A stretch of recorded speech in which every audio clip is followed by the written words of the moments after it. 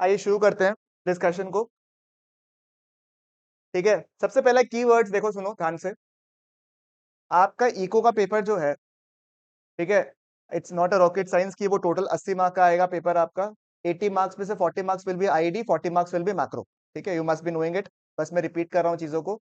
पूरा पेपर जो है इस तरीके से आप इमेजिन मत करना कि एवरीथिंग वुड बी कि भाई जो मैंने पढ़ा हुआ है वही आएगा, या फिर कुछ कुछ क्वेश्चंस ऐसा आ सकता है थोड़ा सा ट्रिकी हो, थोड़ा सा आउट ऑफ द बॉक्स हो। ऐसे क्वेश्चंस आना इट्स वेरी नॉर्मल। बट ऐसा नहीं कि कोई भी क्वेश्चन ऐसा आएगा जो आप लोगों का कोई भी टॉपिक देखा हुआ नहीं है, या एकदम ही कोई ऐसा बोलता है ना एकदम अलग दुनिया से कोई क्वेश्चन आ गया है। कुछ जगह में कॉमन सेंस का आंसरिंग भी आपको करना पड़ेगा, स्पेशली इन आईईडी का आंसर्स, क्योंकि उसमें क्या है, कॉमन सेंस बेस्ड क्वेश्चंस भी लास्ट अटेम्प्ट से पूछना स्टार्ट कर दिया है। ठीक है, तो आपको मेक श्योर करना है कि मेरे को पता ही है कि पेपर कैसा आने वाला है।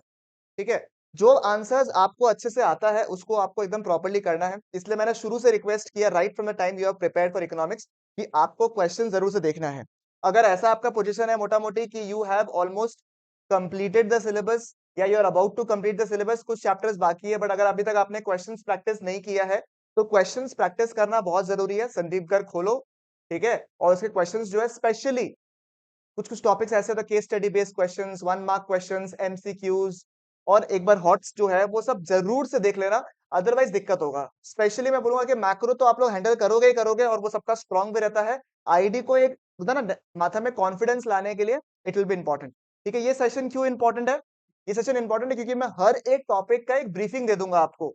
अब उसमें से क्या करना है, कुछ टॉपिक्स आपको ऑलरेडी आता होगा, तो आपको टेंशन नहीं करना है, पेंसिल रखना है आपको हाथ में, और फिर उसको टिक कर लेना है जो आता है। अब जो नहीं आता है, जो रिकॉल अच्छे से नहीं हो पाया है, कोई टॉपिक मिस आउट हो गया है, किसी के क्वेश्चंस रह गए हैं, उसको मार्क कर देना पेंसिल में पेंडिंग बोल के। उसको क्या करना, आप लोग जो लाइव आ गए हो वो लोग यहीं पे बैठ के खत्म कर लेना चाहे तो, नहीं तो घर पे जाके कर लेना। और जो लोग ऑनलाइन कर रहे हैं, जैसे ही मेरा क्लास खत्म हो जाए उसके बाद हाथों हाथ try to complete the entire syllabus by today. आप इमेजिन करो कि आपका एग्जाम्स कल ही है। Don't consider tomorrow's day because there will be 100 things that you have to recapsulate tomorrow. My target was 15th only, but today might be the last date when you complete everything. और confidence आपको ID में तभी आएगा when you have completed the question and answers। उसके बिना आपको confidence नहीं आएगा।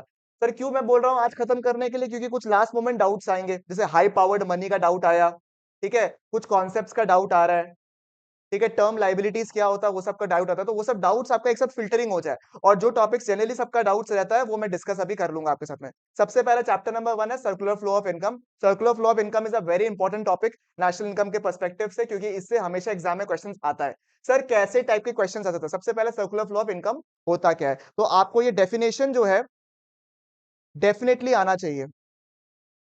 ठीक है, डेफिनेशन जो है जरूर से आपको आना चाहिए कि सर्कुलर फ्लो ऑफ इनकम होता क्या है, इसका डेफिनेशन आपको आना चाहिए। Generation of income in the production process, its distribution among the factors of production, and finally from the households to the firm in the form of consumption expenditure for the goods and services produced by the firms. ठीक है, it is a never ending process, continuous process है, तो ये चलते रहता है।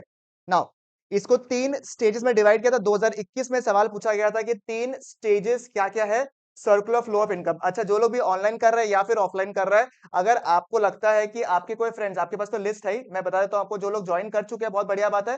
नहीं तो अगर कोई ऐसा है जो ज्वाइन नहीं किया है फॉर इग्नोरेंट, या फिर कोई व्हाट्सएप यूज नहीं कर रहा है, तो आप अपने लेवल पे अपने फ्रेंड्स को एक बार भेज दीजिए। ठीक है, तो आपके लिए बेटर रहेगा, ताकि हम लोग में से कोई मिस आउट नहीं करे। ठीक है, अपने लेवल पे एक बार देख लो, अगर कोई भी है तो उसको एक बार पूछ लो भाई।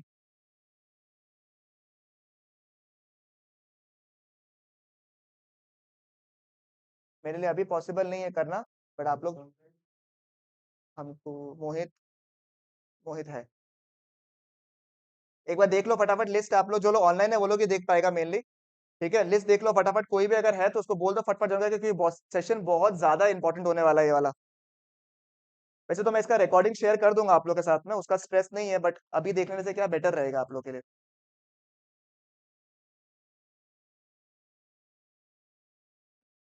ठीक है, तो 3 स्टेजेस है आपका सर्कुलर फ्लो ऑफ इनकम। क्या क्या था आपका? Production phase, income phase, expenditure phase. सिर्फ नाम काफी नहीं होगा, अंदर का एक एक लाइन आपको आना चाहिए। ठीक है, तो अगर पेंडिंग है तो देखने का है। ठीक है, ये 3 फेजेस पिछला साल इंपॉर्टेंट नहीं था, इस साल इंपॉर्टेंट हो जाएगा, क्योंकि ये पिछला साल से पिछला साल क्वेश्चन पूछा गया था।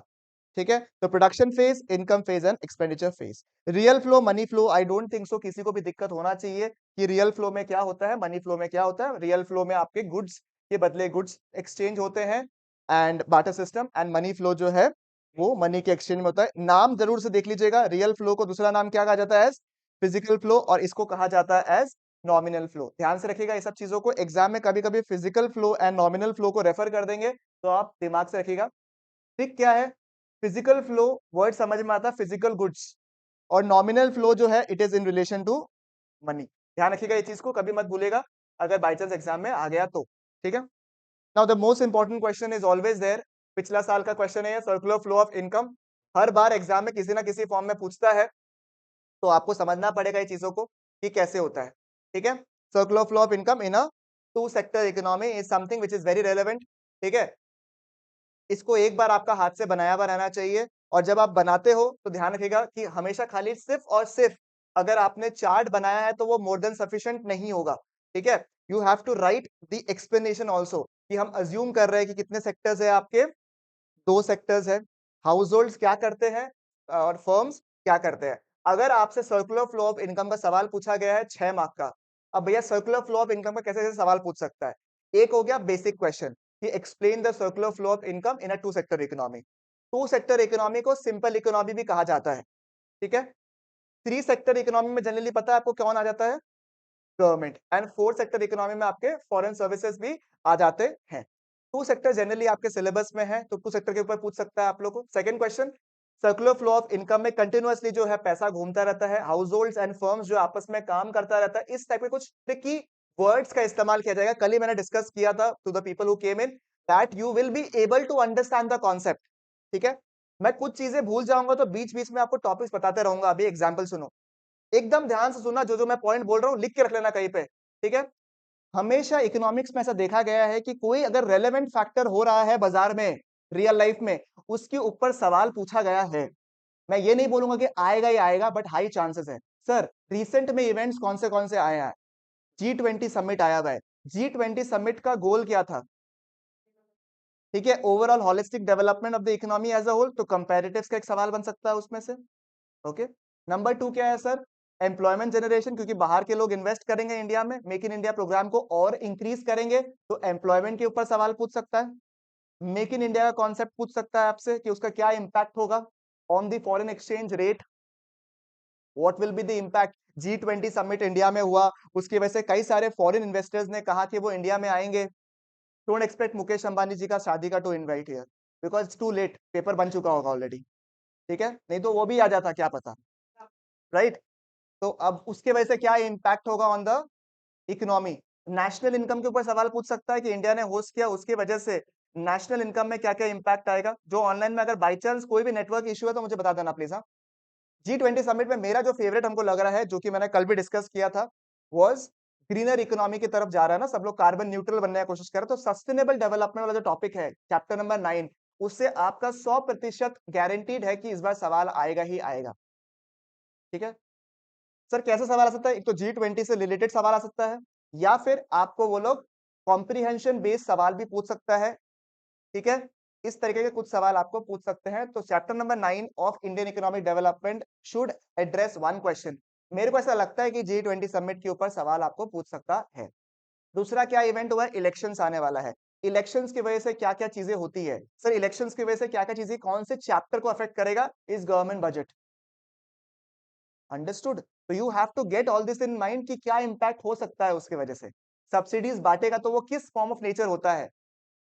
अंडरस्टूड। तो आपका दिमाग जो है वहां पे साइकोलॉजिकली जाता रहना चाहिए। मैंने पिछला साल कहा था कि पाकिस्तान का थोड़ा सा कंडीशन खराब है इकोनॉमिकल, तो उसके ऊपर सवाल पूछने का चांसेस था, और वो लास्ट टाइम आया था।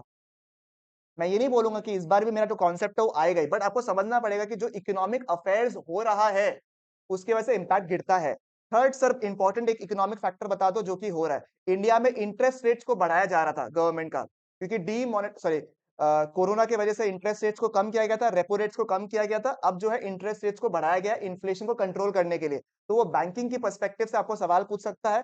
मेरे को जो लगता है बहुत रेलेवेंट रहेगा वो है एग्रीगेट डिमांड के पर्सपेक्टिव से आपको पूछ सकता है एक्सेस डिमांड का सिचुएशन को कंट्रोल करने की कोशिश कर रहे हैं, क्यों करने की कोशिश कर रहे हैं उसके ऊपर। तो आपका दिमाग में इस सब चीज का आंसर्स बनाया हुआ रहना चाहिए माइंड में, कि अगर ये क्वेश्चंस गिर गया तो भैया बाकी लोग सोचेंगे आंसर्स को, आप लोग के दिमाग में आंसर्स ऑलरेडी पैक्ड रहेगा।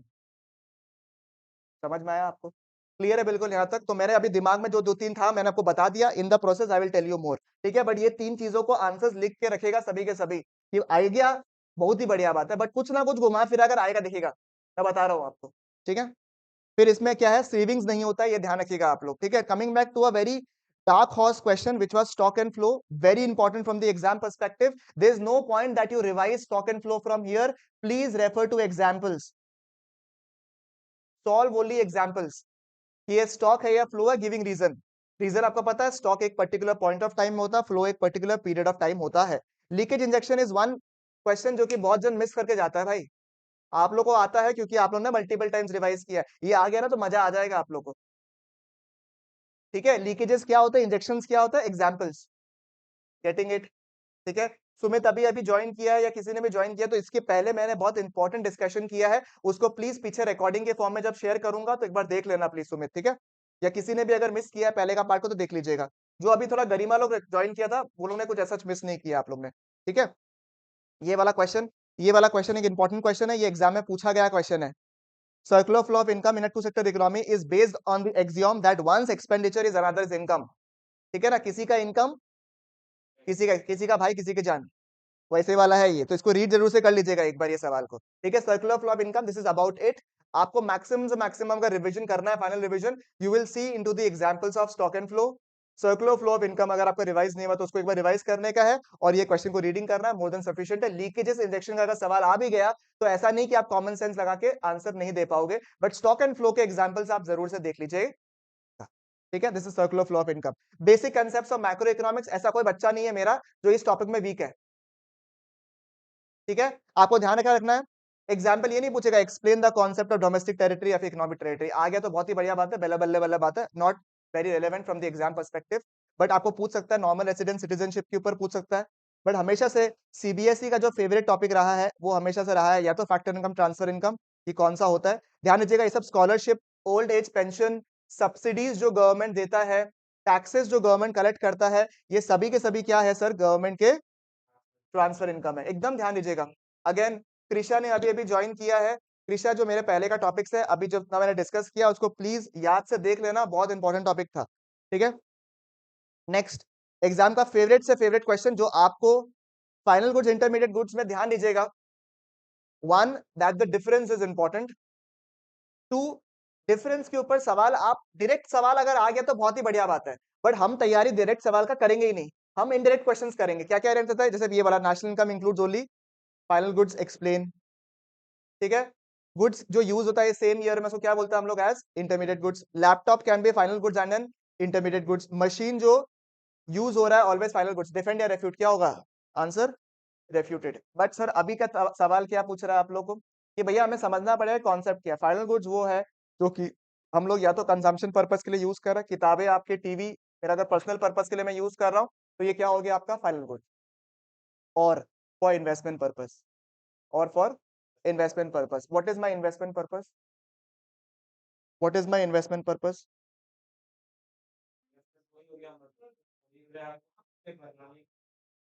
मैं वो मशीन को आगे नहीं बेच रहा हूँ। एग्जाम्पल, ये टीवी जो मैंने खरीदा है, ये आईपैड जो मैंने खरीदा है, ये मैंने पर्सनल कंजम्पशन जो तो खरीदा नहीं है, बट क्या मैं इसको आगे बेच रहा हूँ, क्या मैं इसको फर्दर प्रोड्यूस कर रहा हूँ, क्या मैं इस सामान को फर्दर प्रोड्यूस कर रहा हूँ, नहीं। तो it is my final goods. बहुत जन कंफ्यूज हो जाता है, laptop purchase for a firm, what is it sir, nature देखो, अगर मैं उस लैपटॉप को आगे सेल कर रहा हूँ, मैं उस लैपटॉप को आगे प्रोडक्शन करके प्रोसेस करके भेज रहा हूँ, तो वो मेरे लिए क्या हो गया, इंटरमीडिएट गुड्स। बट अगर मैं लैपटॉप को यूज कर रहा हूँ दूसरे कुछ काम से, तो फाइनल गुड्स। तो ट्रिक क्या है सर, देखो कोई भी सामान आया, वो सामान अगर आपने हाथों सेम का सेम सामान या फिर वही सामान को आपने मॉडिफाई करके आगे बेचा, ठीक है, इसी सामान को, तो ये हो गया आपका, बट इस सामान से मैंने कुछ और ही दिया है सर्विस, ठीक है, कुछ और निकला है, दिया इसी सामान से है, बट कुछ और निकल रहा है, ये सामान खुद नहीं आ रहा, तो क्या होगा। बाकी तो आपको ट्रिक ही पता ही है, नॉर्मल जो चीज पता ही है। समझ में आया आपको? क्लियर है बिल्कुल यहाँ तक? पक्की बात। इसके एग्जाम्पल्स आप जरूर से एक बार देख लीजिएगा ताकि आप लोग मिस आउट ना करो। Absolutely clear. कोई भी इश्यू, कोई भी दिक्कत बताओ, नहीं है? ओके। सेम यहाँ पे अगर आप लोगों ने एग्जाम्पल्स नहीं देखा है तो एग्जाम्पल्स देख लीजिएगा आप लोग बस। Consumption goods, capital goods, again similar case. ये एग्जाम में एक बार पूछा गया, इसलिए मैं आपको बोलूंगा कि एक बार देख लीजिएगा, क्योंकि पुराने क्वेश्चंस जो आते हैं ना, तो पुराने क्वेश्चंस में से क्वेश्चंस पूछ रहे हैं। ठीक है, तो consumption goods and capital goods. Sir consumption goods and capital goods क्या होता है? सर कंजम्पशन गुड्स वो गुड्स होता है जो कि हम लोग कंजम्पशन पर्पस के लिए यूज करता है। कैपिटल गुड्स वो है जिससे हम लोग कुछ और गुड्स एंड सर्विसेज प्रोड्यूस, कुछ और, वो नहीं, कुछ और गुड्स एंड सर्विसेज हम क्या कर रहे हैं? प्रोड्यूस कर रहे हैं। बराबर? ये किस टाइप के होते हैं ये देख लीजिएगा आप लोग, इतना कोई डिफिकल्ट पोर्शन लग नहीं रहा है। ये देख लीजिएगा थोड़ा सा, ये आपके सम्स में आया था, याद होगा आपको। Single use producer goods and capital goods. Single use producer goods का दूसरा नाम क्या है? रॉ मटेरियल, क्योंकि ये एक बार यूज होता है, इसलिए इसको बोलते हैं हम लोग सिंगल यूज प्रोड्यूसर गुड्स। और कैपिटल गुड्स क्या होता है? जो बार बार काम आते रहता है। 3 एसेंशियल कॉन्सेप्ट्स को एग्जाम में नहीं पूछेगा आपसे। ठीक है, डेप्रिसिएशन की जगह दूसरा नाम यूज कर सकता है, अनफोर्सिन ऑब्सोलेंस नहीं है ये। हाँ, ये हो गया आपका foreseen obsolescence, current replacement cost of fix capital and capital consumption allowance. चलेगा बिल्कुल यहाँ तक? पक्की बात? कोई दिक्कत तकलीफ बताइए? कोई भी डाउट्स अगर इस बीच में रह गया तो मुझे पूछ लीजिएगा प्लीज। हाँ, classification of final and intermediate consumption expenditure एक ही बात है। फाइनल कंजम्पशन एक्सपेंडिचर वो हो गया जो कि मैं खुद परचेज कर रहा हूँ, और अगर मैं आगे कुछ बेचने के लिए उसको कर रहा हूँ। एग्जाम्पल, मैंने पनीर खरीदा ताकि मैं शाही पनीर बना के बेचूं, तो ये मेरा इंटरमीडिएट गुड्स का कंजम्पशन हो गया। ठीक है, बट अगर मैं उस पनीर को खुद ही खा रहा हूं, मेरा पेट से निकल रहा है, सुबह सुबह निकलता है, तो वो क्या हो गया आपका? फाइनल। ठीक है ईमानी?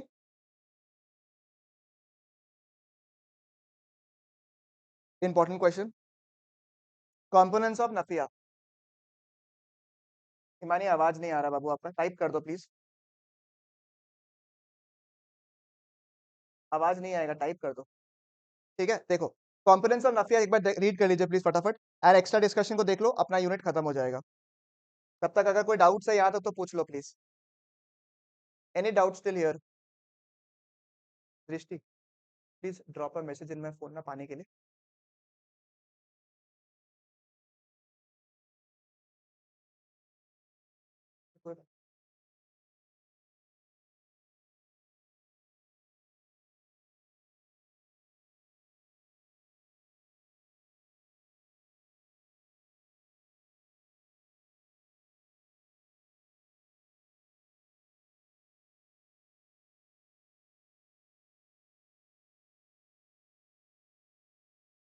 इंटरमीडिएट।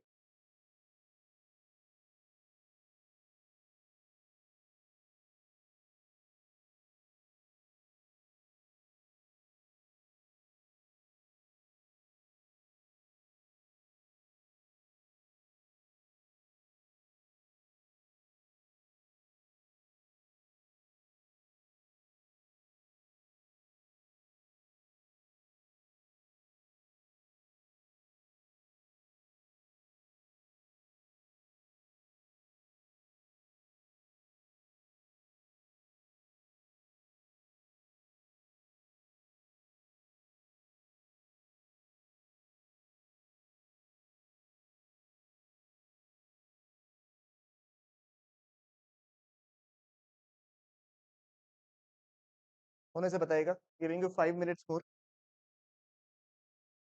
याद हो गया? अंदर क्या लिखने वाला वो याद है? सब जनरली आदमी भूल जाता है, इसलिए मैं लिखवा बता रहा हूँ।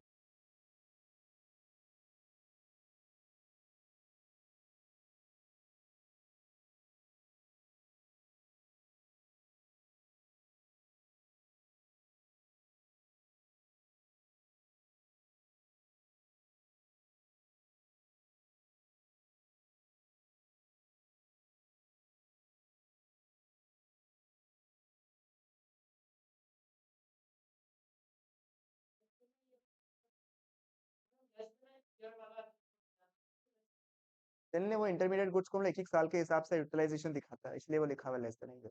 और कंपोनेंट्स ऑफ नफिया को घुमा फिरा कर सवाल नहीं पूछा है। कंपोनेंट्स ऑफ एनएफआई पूछ रहा है आपको या नफिया पूछ रहा है आपको, तो वो डायरेक्ट क्वेश्चन ही होगा आपका। ठीक है,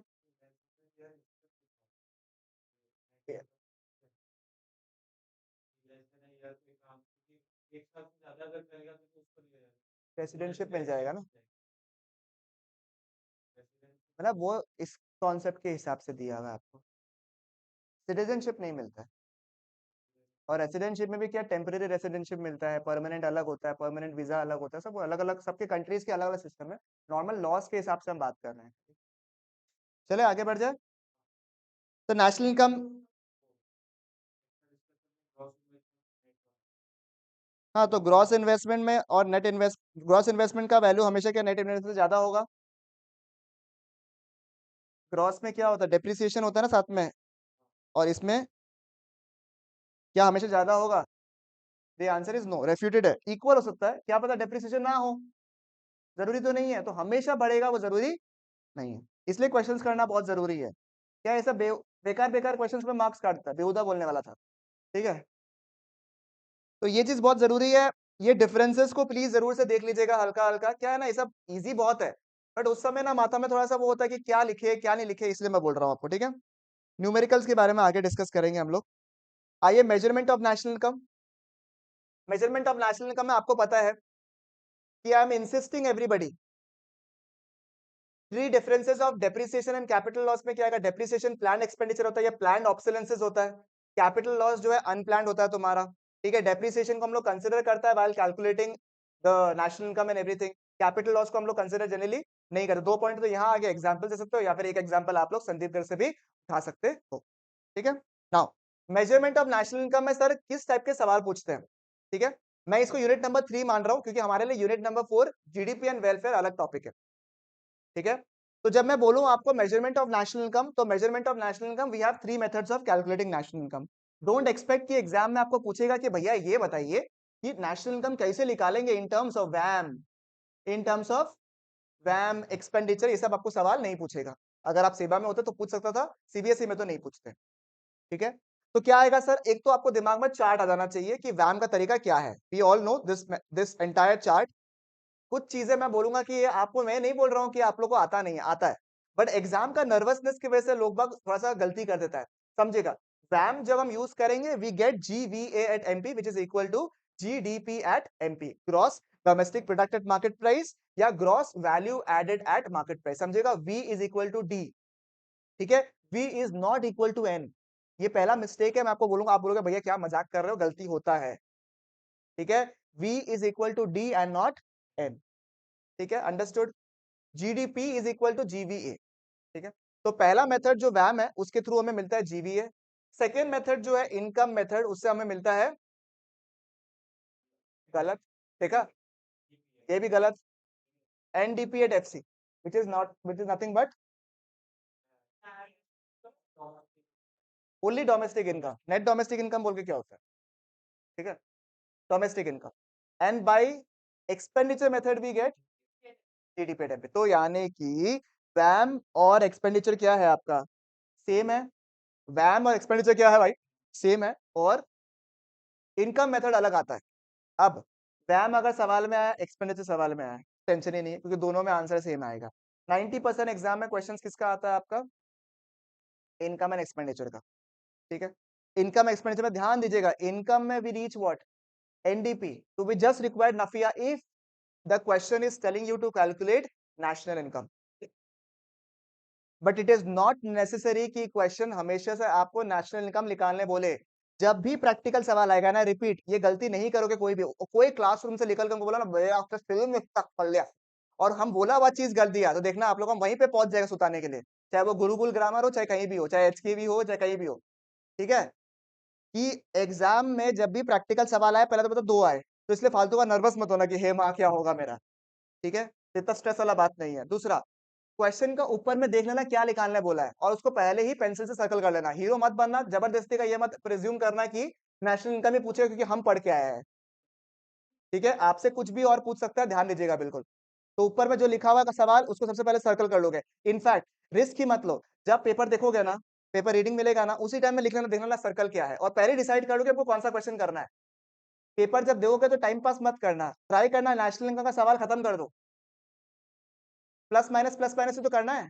तो एटलीस्ट क्या होगा, उस समय आपका माथा में एक आंसर आ गया, सॉल्व करोगे तो कुछ गलती है तो उस समय चेक हो जाएगा। और एमसीक्यू का क्वेश्चन को ध्यान दीजिएगा, सेट अलग अलग होता है, तो अगर आप आसपास में सोचने का सोच भी रहे हो, तो थोड़ा सा ध्यान दीजिएगा कि क्वेश्चंस पूछ के फिर करिएगा। और देखो अगर ऐसा कंफ्यूजन आ रहा है कि वो दूसरा इंसान सी बोल रहा है हम ए बोल रहा है, 90% चांस है कि जो खुद का गट फीलिंग अगर आपको आता है तो वो करेक्ट होता है, तो अपने ऊपर विश्वास रखना, करेक्ट हो जाएगा। तो दुख तो नहीं होगा कि हम सही आंसर टिक किया था यार, पूछा क्यों नहीं।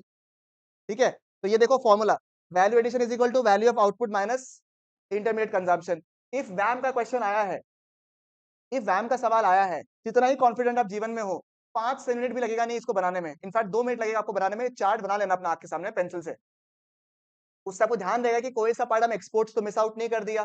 ध्यान रहेगा आपको। वैम का क्या तरीका है, value of output minus value of output में दो आता है, sales and change in stock. Sales में दोनों आता है, domestic sales and exports. Change in stock में दो है, closing stock minus opening stock. तीसरा एक तो ये वाला पार्ट था, गुड्स यूज अगर हुआ है सेल्फ कंजम्पशन के लिए तो वो आएगा, बट सर्विसेज यूज हुआ है तो वो नहीं आएगा।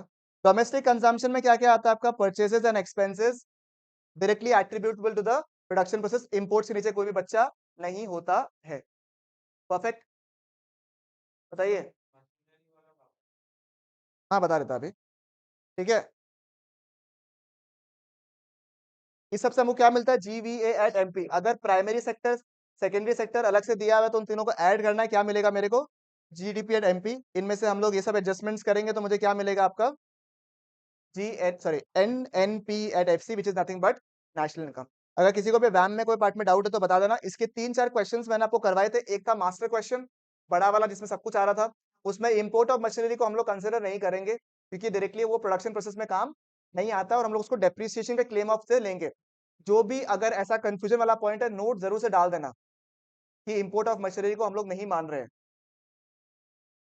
ठीक है, तो ये ध्यान रखना हमेशा। ठीक है, एक तो वो मास्टर क्वेश्चन हो गया सॉल्व करना है। एक दो मैंने ना एक ट्रिकी क्वेश्चन आपको करवाया था, याद करो। एक तो जहां पे मैंने दिखाया था कि कंजम्पशन अलग अलग फॉर्म में था, एक तो सेल्फ कंजम्पशन कर रहा है, एक हमसे गवर्नमेंट परचेज कर रहा है, एक हम बाजार में बेच रहा है। वो वाला सवाल एक देख के जाएगा। हाँ, वो एक सवाल देख के जाएगा आप लोग। तो इससे बाद 2-3 क्वेश्चन, एक क्वेश्चन मैंने इसका करवाया था आपको, लास्ट क्वेश्चन जो टेबल वाला फॉर्म का क्वेश्चन कराया था। मतलब 4 questions of VAM is more than sufficient for you to practice. 4 to 5 questions of WAM is more than sufficient. One is the holistic question, question number 14 और illustration number 14 और 12, 12 या 14 में से बड़ा क्वेश्चन था ना जिसमें सब कुछ था वो। दूसरा आपका हो गया जो मैंने आपको कहा, वो गवर्नमेंट ने परचेज किया, ये परचेज किया, वो वाला सवाल। तीसरा हो गया जो पीछे का टेबल का सवाल एक तो है संदीप गर्ग में पीछे में, जिसमें मैंने आपको दिखाया था ना टेबल बना के, पहला वाला इंसान किसको दे रहा है, पहले आप सारा को लिख दो कि कौन कौन इंसान है, कौन किसको बेच रहा है। क्वेश्चन बड़ा आसान है, उसको फॉर्म करना जरूरी है बस खाली वो। और अगर आप में से किसी को भी कोई भी क्वेश्चन में डाउट होता है तो मेरे को पूछ लेने का अभी। और चौथा हो गया आपका जो बीच में एक दो ट्रिकी क्वेश्चंस नहीं था गया, single use producer goods, depreciation directly नहीं देखिए आपको मशीनरी का लाइफ दे दिया है। तो इस टाइप के क्वेश्चंस एक दो देख लीजिएगा। ठीक है, चलेगा। This was VAM. अब वैम में और क्या सवाल आ सकता है, ठीक है। एक तो प्रिकॉशंस, प्रिकॉशंस डायरेक्टली नहीं पूछ के बहुत बार आपको इन the form of inclusion exclusion पूछता है आपको। ठीक है, सर इंक्लूजन एक्सक्लूजन हम कहां से करें, 10 पन्ना हम शेयर किया हुआ है, या फिर संदीप गर्ग में आपका पेज नंबर को बता दो ना हमको इंक्लूजन एक्सक्लूजन का। सिर्फ आपको क्या करना है, एक तरफ ऐसे पकड़ना है और आंसर करना है, जितना इंक्लूजन एक्सक्लूजन हो सकता है कर लो। जो इलास्ट्रेशंस में दिया हुआ है वो भी, और बैक क्वेश्चंस को। हार्डली आपको 30 मिनट्स लगेगा, 30 से 35 मिनट्स लगेगा सारे के सारे इंक्लूजन एक्सक्लूजन कंप्लीट करने में। अगर इंक्लूजन एक्सक्लूजन करते करते अगर डाउट आ गया कि भैया इसको हम लोग ने क्यों लिया है क्यों नहीं लिया है, तो समझेगा बात को। ठीक है, मैं कुछ कुछ आपको इंक्लूजन एक्सक्लूजन का ट्रिक्स अभी दे दूंगा, बट उसके पहले पेज नंबर बता देता हूं आपको। पेज नंबर 4.19 से लेकर अराउंड 6-7 पेजेस है। 4.29, क्या बोला वापस बोलो ना, 4 एग्जैक्टली 10 पेजेस है। इसमें से मैक्सिमम चीजें रिपीटेड है, एक बार अगर आपका देखा हुआ तो मोर देन सफिशिएंट रहेगा आपका। अब मेरी बातों को सुनो, प्रिकॉशन से कैसे आपको पूछ सकता है। ठीक है, नंबर 1 सेल्फ कंजम्पशन वाला पॉइंट। अगर मैंने सेल्फ कंजम्पशन गुड्स का किया है तो वो आएगा, सर्विस से तो नहीं आए। इसका आंसर हमें पता है, बट इसका रीजन हमको नहीं पता, तो रीजन लिखना है। समझ में आया या नहीं आया, ठीक है। क्योंकि सर्विसेज को हम लोग कभी भी वैल्यू डिटरमाइन करना मुश्किल है, तो इसलिए हम लोग क्या बोलते हैं, नॉन मार्केट ट्रांजैक्शन। मार्क करके रख लेना इसको बुक में, non market transaction, because to value any services is difficult. खुद का सेल्फ सर्विसेज को कैसे हम लोग वैल्यू करें, एटलीस्ट जो सेल्फ कंजम्पशन गुड्स है उसका तो वैल्यू करना पॉसिबिलिटी है। ठीक है, it is difficult to measure the market value. तो भैया इंक्लूजन एक्सक्लूजन जरूरी नहीं है, आई मीन वो जरूरी है, बट उसके अलावा रीजंस बहुत जरूरी है कि आपको रीजन पता है या नहीं। ठीक है। Number 2, production of goods for self consumption already आ गया है, क्योंकि इसका हम लोग एस्टिमेटेड या फिर इंप्यूटेड वैल्यू को डिटरमाइन कर सकते हैं। इंटरमीडिएट गुड्स नॉट इंक्लूड होगा, क्योंकि फाइनल गुड्स में इंटरमीडिएट गुड्स का वैल्यू ऑलरेडी इंक्लूडेड होता है। Sale and purchase of second hand goods already, क्योंकि ये इसमें आंसर क्या लिखोगे आप लोग, ये नहीं sir the value is already included, that's why, नहीं, the answer is does not add to the flow of goods and services, यानी कि जो आगे बढ़ रहा है ना, सेकंड हैंड गुड्स तो ऑलरेडी आ चुका है ना, वो आगे तो कोई फ्लो को तो डिटरमाइन कर नहीं रहा है, तो ये लैंग्वेज याद करना है आपको, do not add to the flow of goods and services. ठीक है, समझ में आया? बता रहा हूँ, हाँ। इसका एक्सेप्शन, क्योंकि प्रोडक्टिव सर्विस जनरली है नहीं, और हम लोग नेशनल इनकम में केवल उन्हीं को इंक्लूड करते हैं जो कि प्रोडक्टिव सर्विस से रिलेटेड होता है, बट इसके सर्विस प्रोवाइड करने के चक्कर में, एग्जांपल शेयर्स, ये सबको अगर आपने दिया तो ये इंक्लूड नहीं होता है, because it does not add to the, साथ में बोलो एक बार के लिए जो लोग ऑनलाइन भी कर रहे हैं, it does not add to the flow of goods and services, it does not add to the flow of goods and services, but इनको प्रोवाइड करने के चक्कर में आप OLX में मोबाइल बेच रहे हो अपना पुराना, will it be a part of the national income? No. Will it be a part of the calculation of WAM? No. But उसको बेचने के चक्कर में अगर आप कमीशन ब्रोकरेज कर रहे हो, तो it is adding to the ना, it is a productive service in return, hence it will be included. समझ में आ गया आपको बात को? इंप्यूटेड वैल्यू ऑफ, और जो इंप्यूटेड वैल्यू जब भी होता है ना, अगर सर्विसेज नहीं है तो हमेशा आएगी। ठीक है, इंडियन स्टॉक तो आता है आपको। फिर एक डबल काउंटिंग के ऊपर पूछा था कि सबसे पहला एक सवाल पूछा था आपको, what is the problem of double counting. ठीक है, इसमें भी बहुत बेकार बेकार आंसर कोई को लिखता है। डबल काउंटिंग रेफर्स टू कि एक बार का गुड्स का वैल्यू अगर हम लोग वापस से ऐड कर देंगे तो, ऐसा मत करो प्लीज, 2 लाइन का आंसर है, इसको रीड कर लो फटाफट, चलो ये फटाफट खत्म कर लो। डबल काउंटिंग में ऐसा टॉपिक है जो छोड़ देते हैं बच्चा लोग, इसको अभी पढ़ो, 2 मिनट दे रहा हूँ मैं, इसको समझाने के लिए कुछ नहीं है, एक बार का वैल्यू डबल बार काउंट हो जाता है, उसको डबल काउंटिंग बोलते हैं हम लोग, लैंग्वेज देख लो और अवॉइड कैसे करता है वो देख लो, फटाफट खत्म करो। ये वाला सवाल का बोला था, एग्जाम्पल नंबर 9। ठीक है, रैम का सवाल जो प्रैक्टिस करने के लिए मैं बोल रहा था। देखो ये सैंपल पेपर 2021-22 में है और टर्म 2 में पूछा गया है। डायरेक्ट एक्सपेंडिचर है ये, डायरेक्ट एक्सपेंडिचर है ये।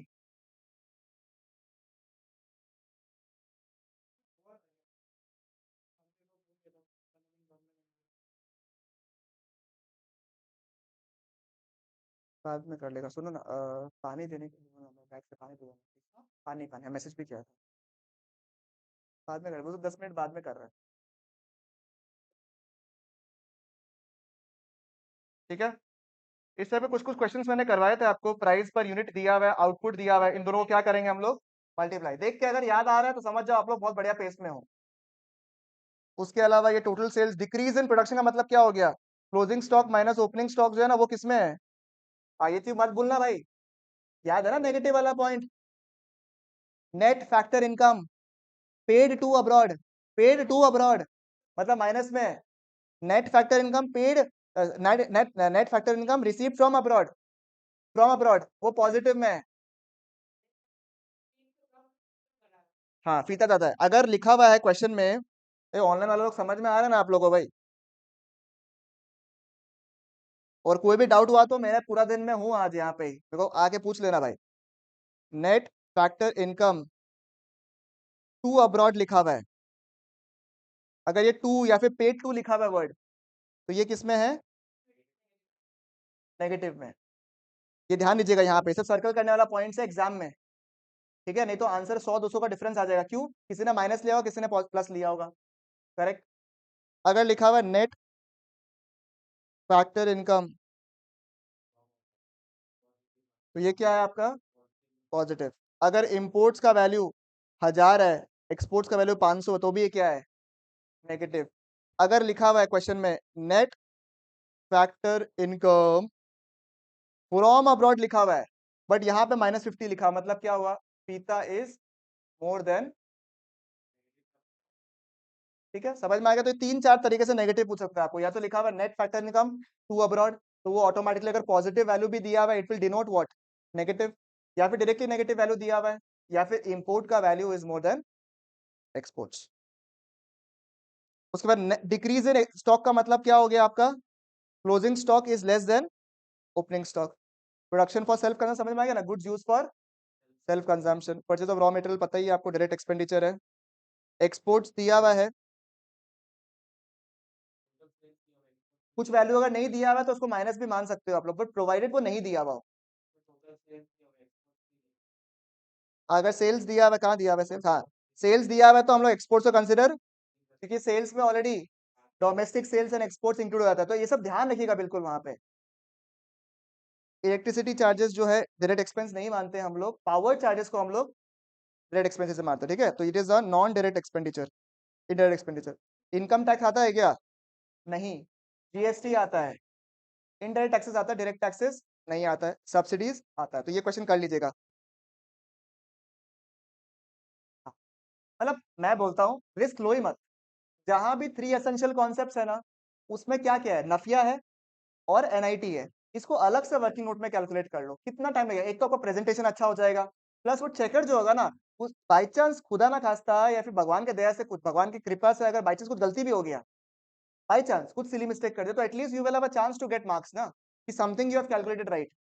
तो डोंट टेक अ चांस, ये छोटा छोटा मिस्टेक की वजह से गलती हो जाता है आंसर्स, तो don't take a risk, calculate them separately, hardly it will impact your time, in fact it will save your time only, ठीक है।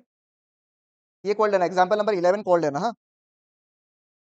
फिर इसमें तो सिंगल यूज प्रोड्यूसर गुड्स तो इज रॉ मटेरियल ओनली, बस ये देखना था, इसमें सम्स करने की कोई ऐसे आवश्यकता नहीं है, हो जाएगा मेरे हिसाब से, इतना काफी है। Example number 12, the first question on this question,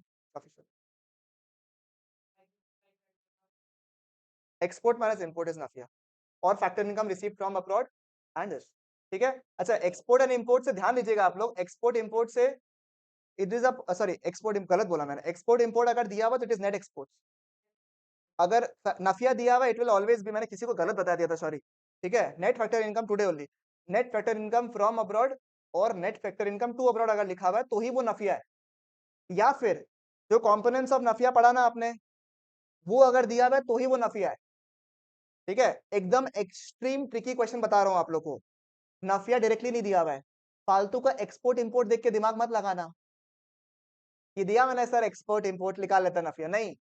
या तो नफिया का वैल्यू दिया हुआ होगा as factor income from abroad to abroad, या फिर दिया हुआ रहेगा ये नेट कॉम्पेंसेशन ऑफ एम्प्लॉइज, इस टाइप से दिया हुआ, तीनों को हम लोग को ऐड करना पड़ेगा। समझ में आया भाई? कोई डाउट है तो ऑनलाइन पूछ लेना भाई।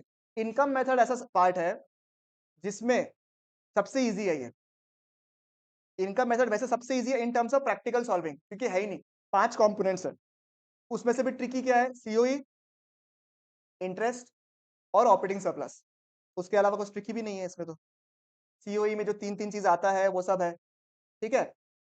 तो इनकम मेथड तो मेरे हिसाब से किसी को डाउट नहीं होता है, बट इसमें इंक्लूजन एक्सक्लूजन में माथा बहुत घुमाता है, इसलिए हम लोग उस पर्सपेक्टिव से डिस्कस करते हैं एक बार के लिए। इनकम मेथड में क्या क्या देखो, तो कॉम्पनसेशन ऑफ एम्प्लॉइज, इसमें क्या क्या आता है, in cash, in kind. In kind में क्या है, स्पेसिफिकली अगर आपने एम्प्लॉय को कुछ दिया है तो वो इन काइंड माना जाएगा, अगर वो सामाजिक रूप से दे रहा है सबको, that means everybody is getting that benefit, then in that case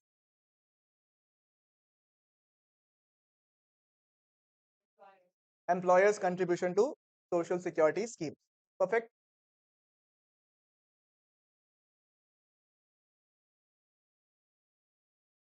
कोई दिक्कत? एम्प्लॉय नहीं आएगा, थर्ड पार्टी नहीं आएगा, अगर ऐसा कोई इन काइंड प्रोवाइड कर रहा है तो सबके लिए है, नहीं आएगा। समझ में आया? Wages and salaries in cash में क्या क्या आता है आपका, बेसिक सैलरी भी आता है, डीए भी आता है, कमीशन भी आता है, बोनस भी आता है, ये सब कुछ बेसिक सैलरी का ही पार्ट है, ठीक है। कोई रिम्बर्समेंट आपको किया तो वो आपका इनकम नहीं है, क्योंकि आपका खर्चा ऑलरेडी हो गया था, उसके बदले मैंने आपको पैसे दिए, ठीक है, दैट्स इट। रेंट में दोनों आता है, एक्चुअल भी आता है और इम्प्यूटेड भी आता है, बराबर।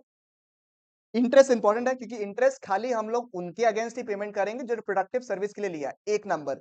इंटरेस्ट का पेमेंट हम लोग तभी करेंगे जब हम लोग प्रोडक्टिव सर्विस के लिए लिया, जो मैंने आपको बोल दिया। पर्सनल पर्पस के लिए अगर मैंने कोई सामान खरीदा है, उसमें अगर इंटरेस्ट हम पेमेंट कर रहे हैं तो उसको इंक्लूड। गाड़ी अगर मैंने पर्सनल पर्पस के लिए खरीदा है, खुद के चलाने के लिए कर रहा हूँ, उसमें इंटरेस्ट पेमेंट कर रहा हूँ, नहीं आएगा। गाड़ी अगर मैंने अपने ऑफिस के लिए लिया है, उसमें मैं इंटरेस्ट पेमेंट कर रहा हूँ, तो उसमें आएगा, दिक्कत नहीं।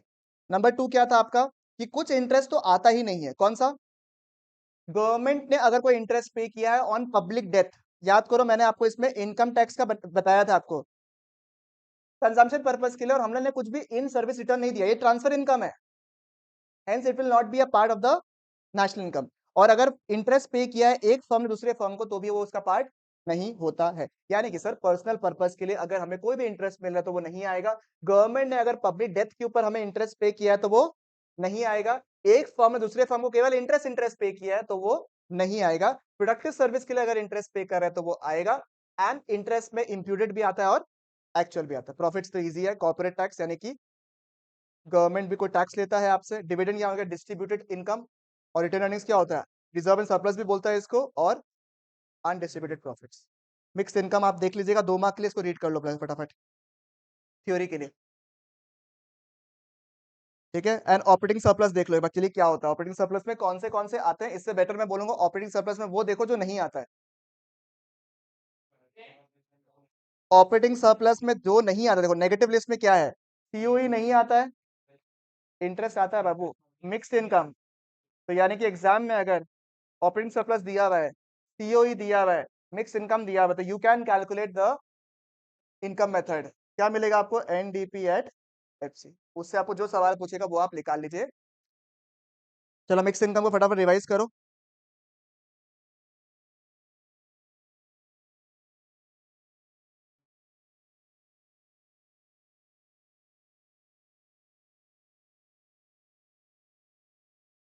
मेरा काम है आपको कॉन्सेप्ट देना, उसके अलावा अगर आपने सवाल देख ले तो मोर देन सफिशिएंट रहेगा मेरे हिसाब से तो आप लोगों के लिए। फटाफट गिविंग यू 1 मिनट, हाँ जल्दी।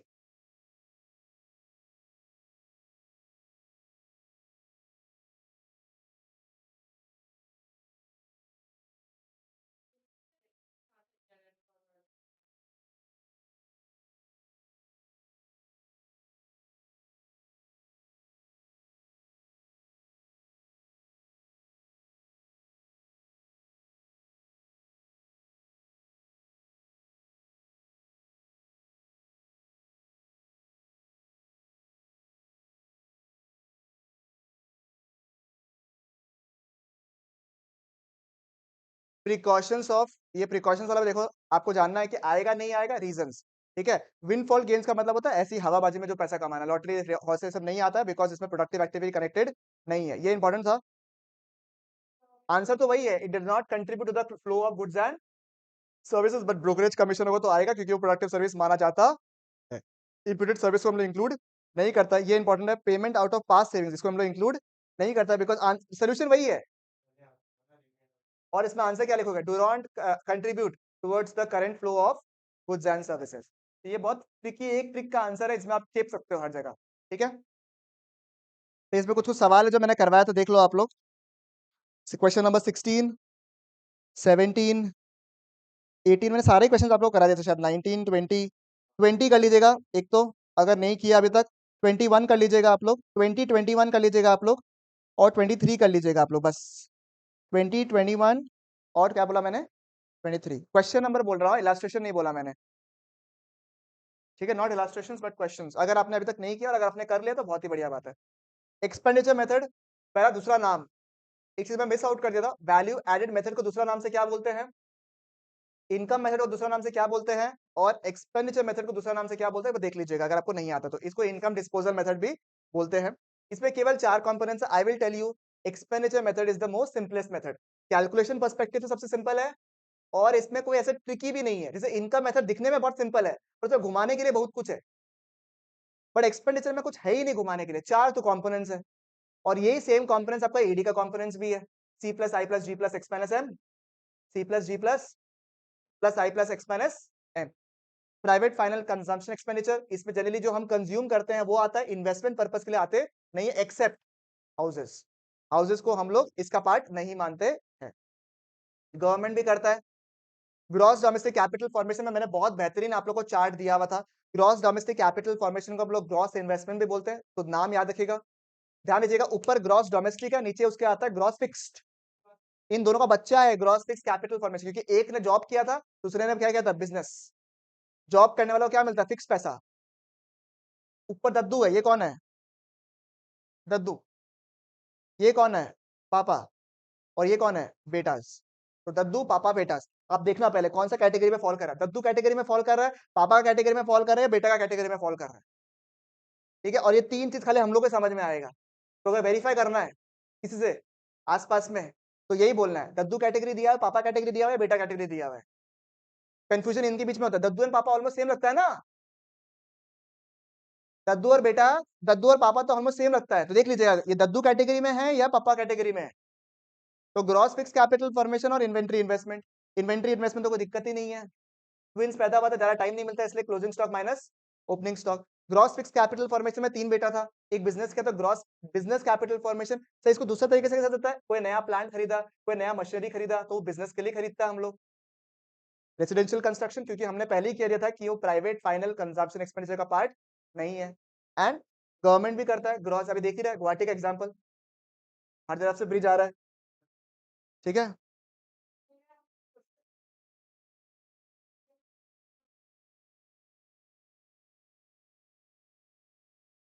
अभी बता देता हूँ नेट एक्सपोर्ट्स में क्या क्या आता है, एक्सपोर्ट माइनस इंपोर्ट, प्रिकॉशंस आप लोग सेल्फ ले सकते हो क्योंकि ऑलमोस्ट ये सेम है। मेरी बात सुनो अभी, एक्सपेंडिचर मेथड में सुनना, एक्सपेंडिचर मेथड में ट्रिकी कहाँ कहाँ है, एक वो नफिया वाला जो पॉइंट है जो नेगेटिव में दिया रहता है वो वाला, नंबर 2 आपको ग्रॉस इन्वेस्टमेंट की जगह में नेट इन्वेस्टमेंट दिया रहता है, तो नेट को ग्रॉस में कन्वर्ट करना जरूरी है, ठीक है। सर कैसे करोगे, यूजिंग डेप्रिसिएशन, कभी कभी ग्रॉस इन्वेस्टमेंट और नेट इन्वेस्टमेंट दोनों दिया हुआ रहता है, मतलब इनडायरेक्टली वो लोग आपको डेप्रिसिएशन देने की कोशिश कर रहे हैं ग्रॉस माइनस नेट करके, ठीक है, चलेगा। आप जब भी 4 कंपोनेंट्स को ऐड कर दोगे you will get what, GDP and MP, ठीक है। जीडीपी एमपी से आपको जो निकालने बोलेगा आप निकाल सकते हो, चलेगा बिल्कुल यहाँ तक, ठीक है। अगर आपको जीडीपी दिया हुआ है, 3 कंपोनेंट दिया हुआ है, एक नहीं दिया हुआ है, तो उसमें left hand side right hand side करके आप आंसर निकाल सकते हो। ये 4 कंपोनेंट के अलावा कुछ आएगा ही नहीं, और 5वां कंपोनेंट ही नहीं है इसमें, ठीक है। सर अगर क्वेश्चन आ गया एग्जाम में, जो कि हाई चांसेस इस बार, इनकम एंड एक्सपेंडिचर मेथड का, कैसे करोगे। मैंने आपको कहा था कभी भी अगर इनकम एक्सपेंडिचर दोनों मिला के सम आ रहा है, 3 कैटेगरी में फॉल होगा आंसर, ठीक है। 1 will be expenditure, 2 will be income, 3rd will be miscellaneous, इधर it will form a part of the 3 essential concepts और द नोट्स। जो भी, जैसे आप कभी भी कोई भी आइटम को अगर मिस नहीं करना चाहते हो तो पहले क्वेश्चन देखो और बगल में लिख लो कि ये इनकम का पार्ट है, एक्सपेंडिचर का पार्ट है या मिसलेनियस का पार्ट है, ठीक है। जो इनकम का इनकम में चला जाएगा, एक्सपेंडिचर का एक्सपेंडिचर चला जाएगा, उससे क्या होगा, कोई भी आइटम जो है, अगर 15 आइटम दिया हुआ है तो आप कोई भी आइटम को मिस नहीं करोगे, ठीक है, फर्स्टली। नंबर 2, मिसलेनियस में 2 चीज आ सकता है, ये तो 3 एसेंशियल कॉन्सेप्ट्स, इधर द 3 एसेंशियल कॉन्सेप्ट्स, और some things which will not come only. So what are that some things which will not come, import of machinery will not come, ठीक है। sometimes sales are given and exports are also given, that will not come। या फिर sir और क्या आ सकता है, sir net current transfers from the rest of the world, transfers word जैसे दिख गया आपको,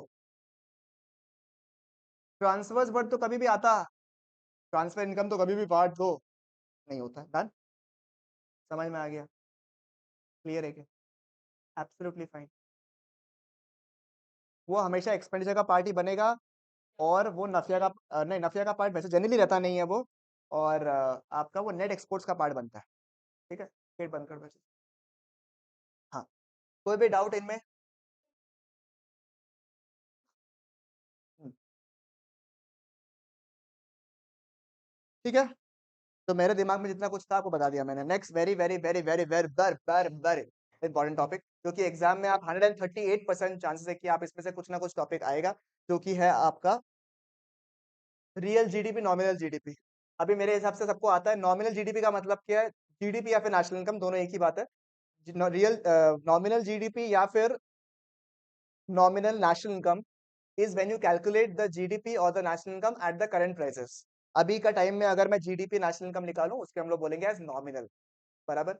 रियल का मतलब क्या है, जब हम लोग बेस ईयर के हिसाब से निकालते हैं तो उसे हम लोग बोलते हैं एज, वन क्वेश्चन इज कि जो ये कन्वर्जन होता है ना, उसको हम लोग जीडीपी डिफ्लेटर बोलते हैं या प्राइस इंडेक्स बोलते हैं, बराबर। तो क्वेश्चन में क्या पता आपको जीडीपी डिफ्लेटर दे दे, नॉमिनल दे दे, आपको रियल निकालना बोल दे, real they they,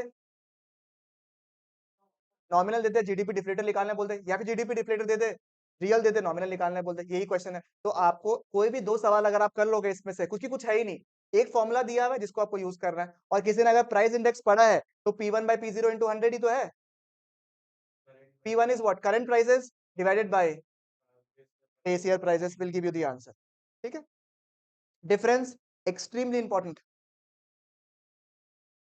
National income at current prices, कौन से prices important? पहला important question. दूसरा important question जो इसमें आता है वो है आपका कौन सा बेटर है।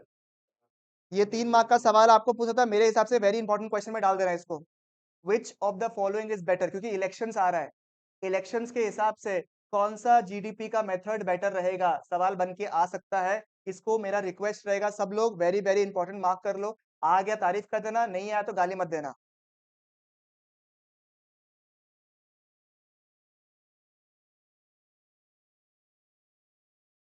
और जो जो बच्चा ये नहीं देखा है बाय चांस वीडियो को, उसको प्लीज शेयर कर देना भाई, ये भूमिका लोग को शेयर कर देना ऐसा वीडियोस।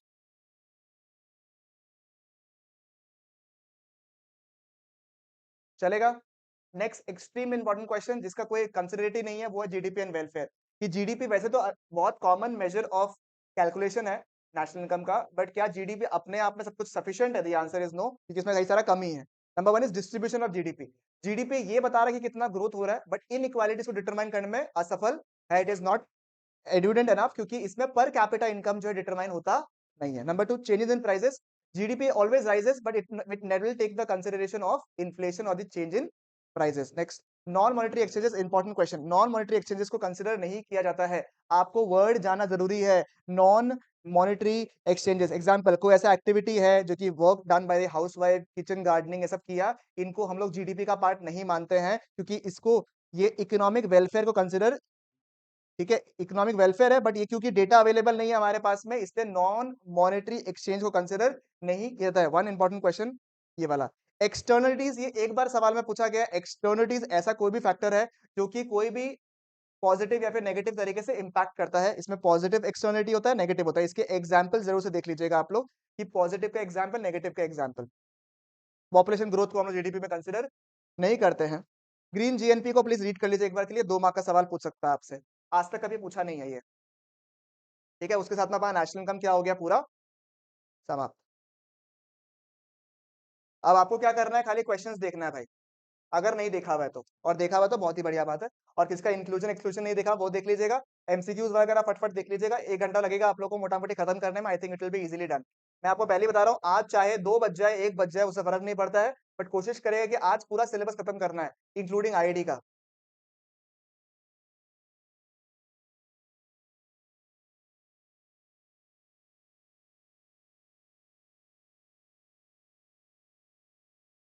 पानी ही नहीं आ रहा है।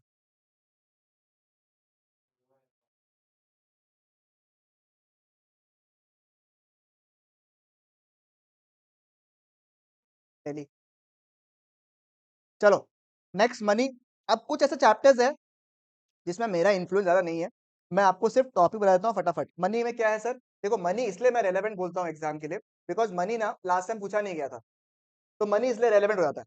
अब सर मनी में क्या क्या पढ़ना है मेरे को, एक तो बेसिक लेवल क्वेश्चन है कि मनी का फंक्शंस क्या होता है, बार्टर सिस्टम को कैसे वो ठीक किया। अगर भगवान के जैसा वैसा क्वेश्चन आया तो बहुत ही बढ़िया बात है। ठीक है, मेरे को जो सवाल पूछता है, अगर प्रैक्टिकल सवाल पूछने के लिए बोलेगा, तो अभी याद होगा आपको ई करेंसी बोल के इंट्रोड्यूस हुआ है, तो क्या हम लोग उसे करेंसी का पार्ट मानेंगे या नहीं मानेंगे, और मानेंगे तो कब मानेंगे हम लोग उसको। भाई गवर्नमेंट जब रेगुलराइज करता है, ठीक है, तभी मानते हैं उसको। याद करो आपके मनी के टॉपिक में फर्स्ट टॉपिक लिखा हुआ था यहाँ पे, याद है आपको, टेंडर मनी। तो इसको क्या हम लोग लीगल टेंडर मान सकता है? सर लीगल टेंडर तब मान सकता है हम लोग जब इसको गवर्नमेंट ऑथराइज करे। Limited tender, unlimited tender, legal tender, याद करो ये सब टॉपिक से छोटे छोटे 1-2 मार्क के सवाल का दिमाग में रखो आप लोग क्वेश्चन पहले। ठीक है, उसके अलावा very important question of money which has always been my favourite question is money supply. ठीक है, 1-2 सवाल और एक्स्ट्रा बता रहा हूं आपको, हाई पावर्ड मनी, ठीक है, नेट टाइम लाइबिलिटीज, ठीक है, ये लिख के रख लो, हाई पावर्ड मनी, ठीक है, लिख के रख लो, high powered money, net time liabilities. ये सब कुछ ऐसे टॉपिक्स हो गए हैं जो कि बाई चांस किस्मत आपको खराब है तो पूछ सकता है आपको, तो इसको खाली 1-2 मार्क के हिसाब से रीडिंग कर लेना, इसको हेडेक मत लेना एक। ठीक है,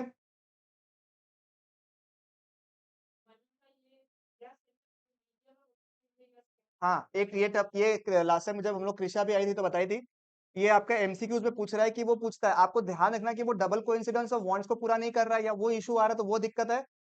जनरली इट इज, जो जनरली फेवरेट क्वेश्चन जो होता है इज वो क्या, मीडियम ऑफ एक्सचेंज की तरह काम आता है आपका, और वो डबल कोइंसिडेंस ऑफ वांट्स वाला पॉइंट्स है।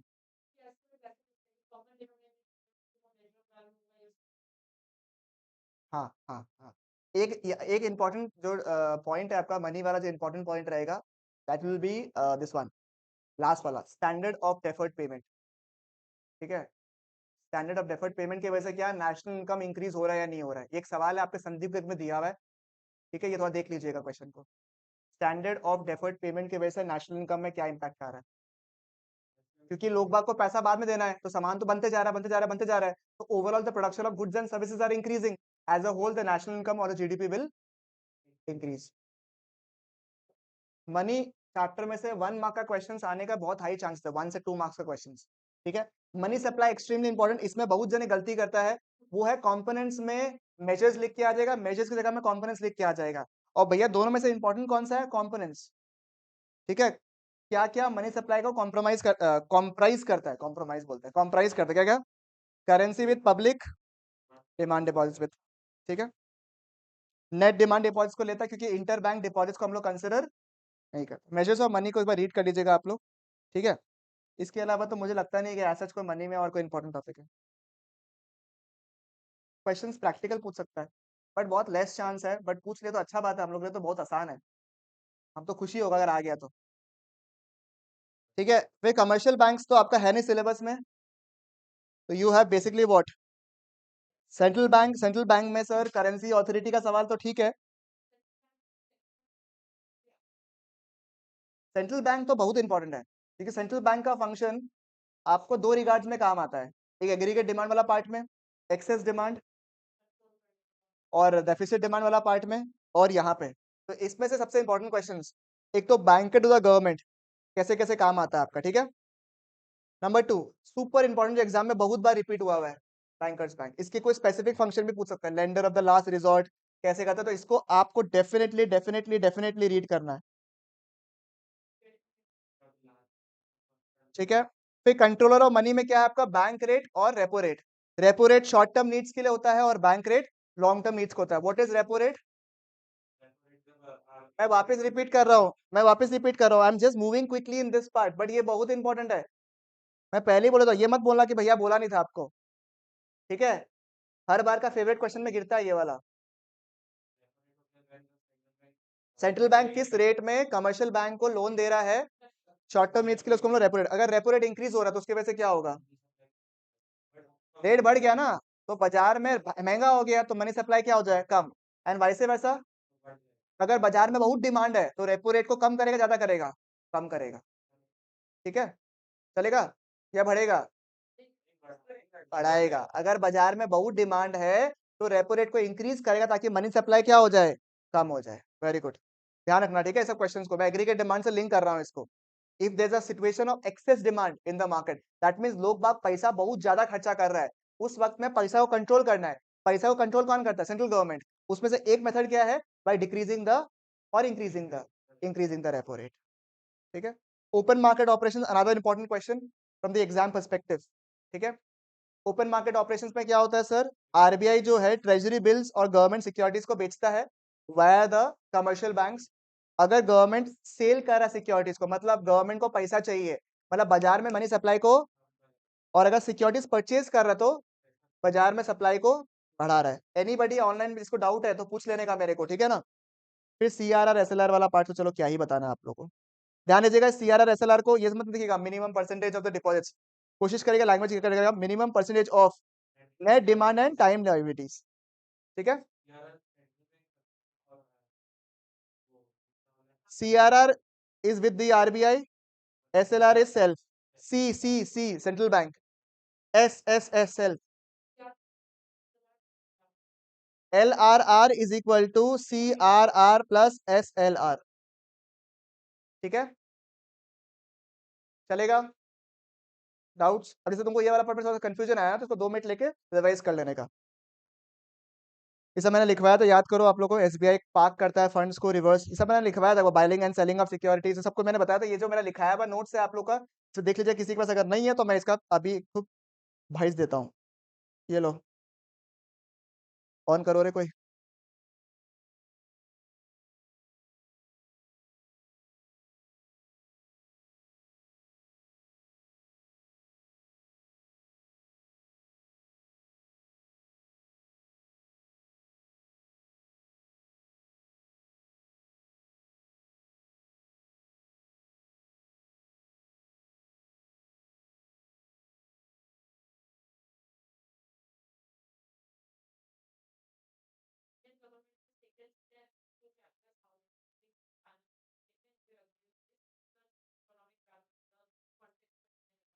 हम्म, एक से बता रहा है, ये वाला क्वेश्चन कोई बता रहा है, ये पहले डिस्कस कर लेता हूँ। क्वालिटेटिव में क्या क्या आता है आपका? Margin requirements, moral suasion and selective credit control. ये बड़ा अंडररेटेड क्वेश्चन है। अंडररेटेड होने का मतलब है कि एग्जाम में क्वेश्चंस पूछता है आजकल, क्योंकि सीबीएसई का पैटर्न ये हो रहा है कि वो सवाल है जो नहीं पूछते थे ना लोग बाग, वो सवाल को ज्यादा पूछने लग गया वो लोग, एंड विच यू कंसिडर कि यार ये तो ठीक है ना, वो उसको ज्यादा पूछने लग गया है अभी। तो मार्जिन रिक्वायरमेंट्स क्या है? जब भी हम लोन लेने जाते हैं तो हम सिक्योरिटीज देते हैं, सिक्योरिटीज के अगेंस्ट हम क्या करते हैं आपका, क्या करते हैं? सिक्योरिटीज का दिख रहा है ना ठीक से, क्योंकि हमको यहाँ से नहीं दिख रहा है इसलिए बोलो। सिक्योरिटीज के अगेंस्ट क्या करता है? पूरा जैसे 1 लाख का सिक्योरिटी दिया है तो कुछ अमाउंट एज अ मार्जिन रख लेता है, इसको बोलता है मार्जिन रिक्वायरमेंट्स। ठीक है। मॉरल सुएजन क्या है? परसुएजन एंड प्रेशर यूज करता है ताकि एक पर्टिकुलर सेक्टर को हम लोग लोन ना दे। सॉरी, ये सिलेक्टिव क्रेडिट कंट्रोल हो गया। और मॉरल सुएजन क्या था? कि एज अ होली बैंकिंग को प्रेशर एंड परसुएजन से कंट्रोल करने की कोशिश किया जाता है। एग्जाम के लिए बहुत बहुत बहुत बहुत बहुत बहुत बहुत बहुत important money creation. Money creation क्या है सर? जो इनिश अगर क्वेश्चन कैसे आइडेंटिफाई करोगे? अगर क्वेश्चन लिखा हुआ है commercial bank can create what, commercial banks can create more than what it can lend, या फिर commercial banks can lend more than what it can. ठीक है, इस तरीके से अगर सवाल पूछ रहा है आपसे कि कमर्शियल बैंक जो है ज्यादा पैसा को लेंड कर सकता है in comparison to the amount of money it has, deposit से ज्यादा वो लेंड कर सकता है, तो ये सब आपका क्रेडिट क्रिएशन का सवाल है, मनी क्रिएशन का सवाल है सब क्वेश्चन। ठीक है, कि हाइपोथेटिकल एग्जांपल में 1,000 रुपए डिपॉजिट हुआ है तो उसकी वजह से पैसा में क्या इंपैक्ट है। अगर आपको क्वेश्चन को आइडेंटिफाई करना बहुत जरूरी है कि किसके ऊपर सवाल पूछा है आपसे, थोड़ा घुमा फिरा कर आपसे समझ में आ जाएगा, आपको थोड़ा सा बड़ा पैराग्राफ देगा उसमें, but you will be able to understand कि मनी क्रिएशन का क्वेश्चन है if you have understood the concept. ध्यान दीजिएगा, money creation is done by the, बहुत जनों को क्वेश्चन में गलती होता है ये, बहुत जन मनी क्रिएशन को बोलता है सेंट्रल बैंक करता है, सेंट्रल बैंक नहीं करता है भाई, ये पैसा घुमाने का काम कौन करता है? अरे वैसे घुमाने नहीं बोल रहा है, समझ रहे हैं ना? कमर्शियल, अब कमर्शियल बैंक में क्या होता है सर? याद करो ये वाला, किसी को डाउट है तो पूछने का, ठीक है ना? क्या था सर? इस तरीके से जैसे आज मैक्रो करा रहा हूँ, एक आईडी का भी सेशन लेना है क्या मेरे को? ठीक है, देख लेना, मैं पहले मैक्रो खत्म करा देता हूँ, आप लोगों को 40 मार्क का आईडी भी करवा ही दूंगा, काय रिस्क लेना है मेरे को। ठीक है, तो जब क्या है, 1,000 रुपए जब डिपॉजिट होता है, बिकॉज देर इज LRR, जब भी डिपॉजिट होगा तो कुछ पैसा सेंट्रल बैंक या फिर कमर्शियल बैंक अपने पास रखेगा, उसको हम लोग बोलते हैं LRR। तो वो पैसा को क्या करेगा, अपन डिपॉजिट करेगा और बाकी पैसा किसमें चला जाएगा? लोन में। ये पैसा वापस घूमेगा, क्योंकि एग्जाम्पशन था कि एक ही बैंक है और सारा पैसा बैंक हो रहा है, ये वापस घूम के फिर थोड़ा पैसा जाएगा ऐसे करके, ये कब तक जाते रहेगा? जीरो हो जाएगा। और ये कैसे निकालेगा? Using the money multiplier which is known as 1/LRR, मतलब पैसा कितना टाइम्स घूम जाएगा। ठीक है, समझ में आया आपको? सर ये सवाल कैसा पूछेगा? Explain the process of money creation, या फिर आपसे पूछ सकता है ये लोग कि आप मनी मल्टीप्लायर निकाल दो, या फिर मेरा इनिशियल डिपॉजिट 20,000 रुपए का था, मनी मल्टीप्लायर निकाल के आप बता दो ये 20,000 रुपए कितना बन जाए। That's it. ठीक है, this was all about money. ठीक है, foreign exchange I think is one of the most favourite questions. अब देखो, मैं इसमें स्पेसिफिक टॉपिक में जाता हूं जिसमें मैक्सिमम लोगों को डर लगता है। I will not go and waste time into the topics which you are already very strong with. ठीक है, one important topic is always currency appreciation and currency depreciation. हमेशा ध्यान दीजिएगा, currency appreciation and currency depreciation in case of foreign exchange. ठीक है, currency appreciation and currency depreciation always in terms of foreign exchange will always भी अपना currency देखने का है मेरे को। मेरे को क्या देखने का है?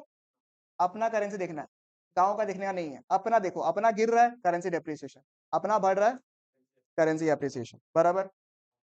कोई दिक्कत तकलीफ, कोई भी इशू नहीं? ठीक है, नेक्स्ट। तो करेंसी डेप्रिसिएशन की वजह से अपना एक्सपोर्ट्स, और करेंसी एप्रिसिएशन की वजह से इंपोर्ट्स। ये मैंने कराया था, आप लोग को याद होगा। ये कट क्यों किया हुआ सर? इंपॉर्टेंट नहीं है क्या? अरे नहीं, जब रिवाइज करे तो काट दिए थे। ठीक है, फिक्स एक्सचेंज रेट में रेट कौन फिक्स करता है? गवर्नमेंट। कैसे फिक्स करता है? External standard. एक्सटर्नल स्टैंडर्ड का तरीका दो था, paging, parity value. Tie up करता है पैगिंग, उसके हिसाब से कैलकुलेट करता है पैरिटी वैल्यू। मेरिट्स देख लीजिएगा आप लोग, ठीक है, मेरिट्स डिमेरिट्स। फ्लेक्सिबल में रेट कौन फिक्स करता है? Demand and supply. इसको फ्लोटिंग एक्सचेंज रेट भी कहा जाता है, सिखाया था मैंने गोल्डन रूल्स। क्या? डिमांड बढ़ेगा तो रेट, प्राइस बढ़ जाएगा, डिमांड कमेगा तो प्राइस कम हो जाएगा, सप्लाई बढ़ेगा तो प्राइस कम हो जाएगा, सप्लाई गिरेगा तो प्राइस। ये लीजिए, एज अ होल सोचो ना, कॉमन सेंस लगाओ। बाजार में किसी का डिमांड बढ़ा हुआ रहता है, डिमांड अगर बढ़ा हुआ रहता है, तो प्राइस क्या हो जाएगा, बढ़ जाएगा। डिमांड कम हो जाएगा तो प्राइस घट जाएगा। सप्लाई लिमिटेड, सप्लाई लिमिटेड तो प्राइस क्या हो जाएगा, बढ़ जाएगा। सप्लाई अनलिमिटेड तो आप लोगों के पास तो एकदम लाइव एग्जांपल है भाई, भूलने का चांस ही नहीं है। ठीक है, very important question from the exam perspective, devaluation depreciation. देखो सुनो मेरा बात को, अगर आप फॉरेन एक्सचेंज बीओपी अभी तक रिवाइज नहीं किए हो तो पहले बीओपी करने का, क्योंकि सीबीएसई का दिल और धड़कन बीओपी की तरफ धड़कता है। या तो उनको लगता है कि बीओपी ज्यादा अच्छा है, या फिर उनको लगता है कि फॉरेन एक्सचेंज में लोग बाग भगा देगा, इसलिए नहीं पूछता है। इसलिए पहले बीओपी करने का, फिर फॉरेन एक्सचेंज करने का रिवीजन के लिए। सर अभी आप क्यों करा रहा है, मेरा मर्जी। ठीक है, डिवैल्यूएशन डेप्रिसिएशन दोनों में करेंसी का वैल्यू कम हो रहा है, एक फिक्स्ड में हो रहा है, दूसरा फ्लेक्सिबल में। दोनों को मिला दे तो क्या मिलेगा, मैनेज एक्सचेंज रेट। इसमें रेट कौन डिटरमाइन करता है, एक्सचेंज रेट के हिसाब से, बट सेंट्रल बैंक जो है बीच में आता है to control the excess fluctuation in the exchange rate. इस प्रोसेस को क्या बोलते हैं हम लोग एज, अब एग्जाम के लिए बहुत इंपॉर्टेंट। देखो वैसे इंपॉर्टेंट नहीं है ये सब टॉपिक जो हमने इसके पहले पढ़ा है ना, वो ज्यादा इंपॉर्टेंट है, पर एग्जाम पर्सपेक्टिव से डिमांड सप्लाई ज्यादा पूछता है रे। ठीक है, डिमांड कब का फॉरेन करेंसी में करता है हम लोग, ठीक है, इंपोर्ट करता है, टूरिज्म करता है, यूनिलैटरल ट्रांसफर, सब कुछ ठीक है, चलेगा ना। एक्सपोर्ट कब करता है, मैं वो चार्ट वाला को स्किप नहीं कर रहा, बताऊंगा अभी। ठीक है, फिर सप्लाई फॉरेन एक्सचेंज तो सर क्या ही पढ़ाने, हमारा तो एकदम तो सर है ना, फॉरेन इन्वेस्टमेंट, एफडीआई, एफआईआई, ये तो मेरा बच्चा लोग कभी भूलेगा नहीं मेरे हिसाब से तो। ठीक है, फिर रीजंस वाला पार्ट तो आप लोग देख लेना, कोई बात नहीं है। ठीक है, अभी मैं बताता हूँ आपको डायरेक्टली। देखो एक तो ये सारे क्वेश्चंस करके जाना ही जाना है आपको, ठीक है। उसके अलावा द मोस्ट कंफ्यूजिंग पार्ट मैं बताने वाला हूँ अभी आप लोग को, ठीक है। सुनना, इसमें मैक्सिमम लोगों को कंफ्यूजन होता है, मैंने पहले भी कहा था, अभी वापस बोलता हूँ, ठीक है। सुनो, whenever I am demanding foreign currency, whenever I am demanding foreign currency, मैं अभी फॉरेन करेंसी को खरीदना चाहता हूं, तो मेरे लिए प्राइस मैटर करेगा या नहीं करेगा। मैं जब भी फॉरेन एक्सचेंज रेट जानना चाहता हूं कि अभी क्या है, I want to determine the foreign exchange, I don't want to know the foreign exchange rate में क्या इंपैक्ट आया है, I want to determine the foreign exchange rate, I want to know the equilibrium point. अगर ऐसा सवाल पूछ रहा है आपसे, तो it is case number 1। Whenever I have to buy the foreign currency, मैं हमेशा चाहूंगा कि प्राइस मुझे कैसा मिले, कम मिले, तब मेरा डिमांड क्या होगा, ज्यादा। और जब प्राइस ज्यादा मिलेगा तो डिमांड कम। ये कब है, I want to foreign currency, I want to buy the foreign currency. Imagine करो कि फॉरेन करेंसी कोई सामान है, इसको मेरे को खरीदने का इच्छा है, तो मेरा इच्छा हमेशा सस्ता होगा या महंगा होगा, सस्ता। ठीक है, तो ये कौन सा हो गया, केस नंबर 1। तो क्वेश्चन को आइडेंटिफाई करना, I want to determine the exchange rate, I want to know the, I want to demand for foreign currency. अगर ऐसा कुछ लिखा है तो क्या होगा आपका, ये demand curve of the foreign currency. Similarly supply में आपको पता है पॉजिटिव रिलेशनशिप होता है, ऊपर जाता है, बराबर। ठीक है, ये हो गया इंडिविजुअल पर्सपेक्टिव से, बाजार में फॉरेन एक्सचेंज रेट को डिटरमाइन करना है, इक्विलिब्रियम पॉइंट को जानना है, फॉरेन एक्सचेंज खरीदना है, मेरा पर्सनल हो गया ये। तो मैं तो नॉर्मल रूल लगाऊंगा ना, जो कि हर एक कंज्यूमर लगाता है आज तक। आप फॉरेन करेंसी को इमेजिन कर लो एज एनी अदर गुड्स, तो whenever I want to buy a particular goods, I will want it in a lower rate और on a higher rate, lower rate, common sense. ठीक है, ये हो गया केस नंबर 1, समझ में आ गया सबको। ठीक है, इसमें ध्यान रखना, शुरुआत किससे हो रहा है मेरा, प्राइस से, और प्राइस की वजह से मैं क्या कर रहा हूँ, डिमांड, प्राइस की वजह से मैं क्या कर रहा हूँ, डिमांड, बराबर। And in this case what I will do, trick क्या है, I want to buy the foreign currency, perfect ना। इसकी वजह से, क्योंकि कई लोग डिमांड कर रहे हैं, G20 समिट हुआ, कई फॉरेन इन्वेस्टर्स इंडिया में आया, तो जो एक्सचेंज रेट अभी था ना, उसमें हलचल आया है, वो तुम्हारे कंट्रोल में नहीं है, वो बाजार कर रहा है। ठीक है, उसको बोलेंगे impact on the foreign exchange rate, impact on the price of the foreign currency, impact, what is the relevant, मतलब व्हाट इज द रिलेवेंट, क्या बोलेंगे उसको, कॉज, या फिर उसको बोल सकते हम लोग कि प्राइस कैसे चेंज हुआ, फॉरेन एक्सचेंज रेट कैसे अमेंड हुआ, ये सब पॉइंट अगर आएगा आपको तो आएगा। इसमें क्या हो रहा है सर, कि क्योंकि क्योंकि कभी कभी बाजार में डिमांड फॉरेन करेंसी का ज्यादा हो जाता है, कई लोग फॉरेन करेंसी को खरीद रहे हैं, कई लोग बाहर घूमने जा रहे हैं, तो कई लोग फॉरेन एक्सचेंज डिमांड करेंगे ना, फॉरेन करेंसी डिमांड करने की वजह से एज अ होल उसका प्राइस क्या हो जाएगा। ध्यान दीजिएगा, यहाँ पे हम लोग प्राइस के हिसाब से क्या कर रहे हैं, डिमांड।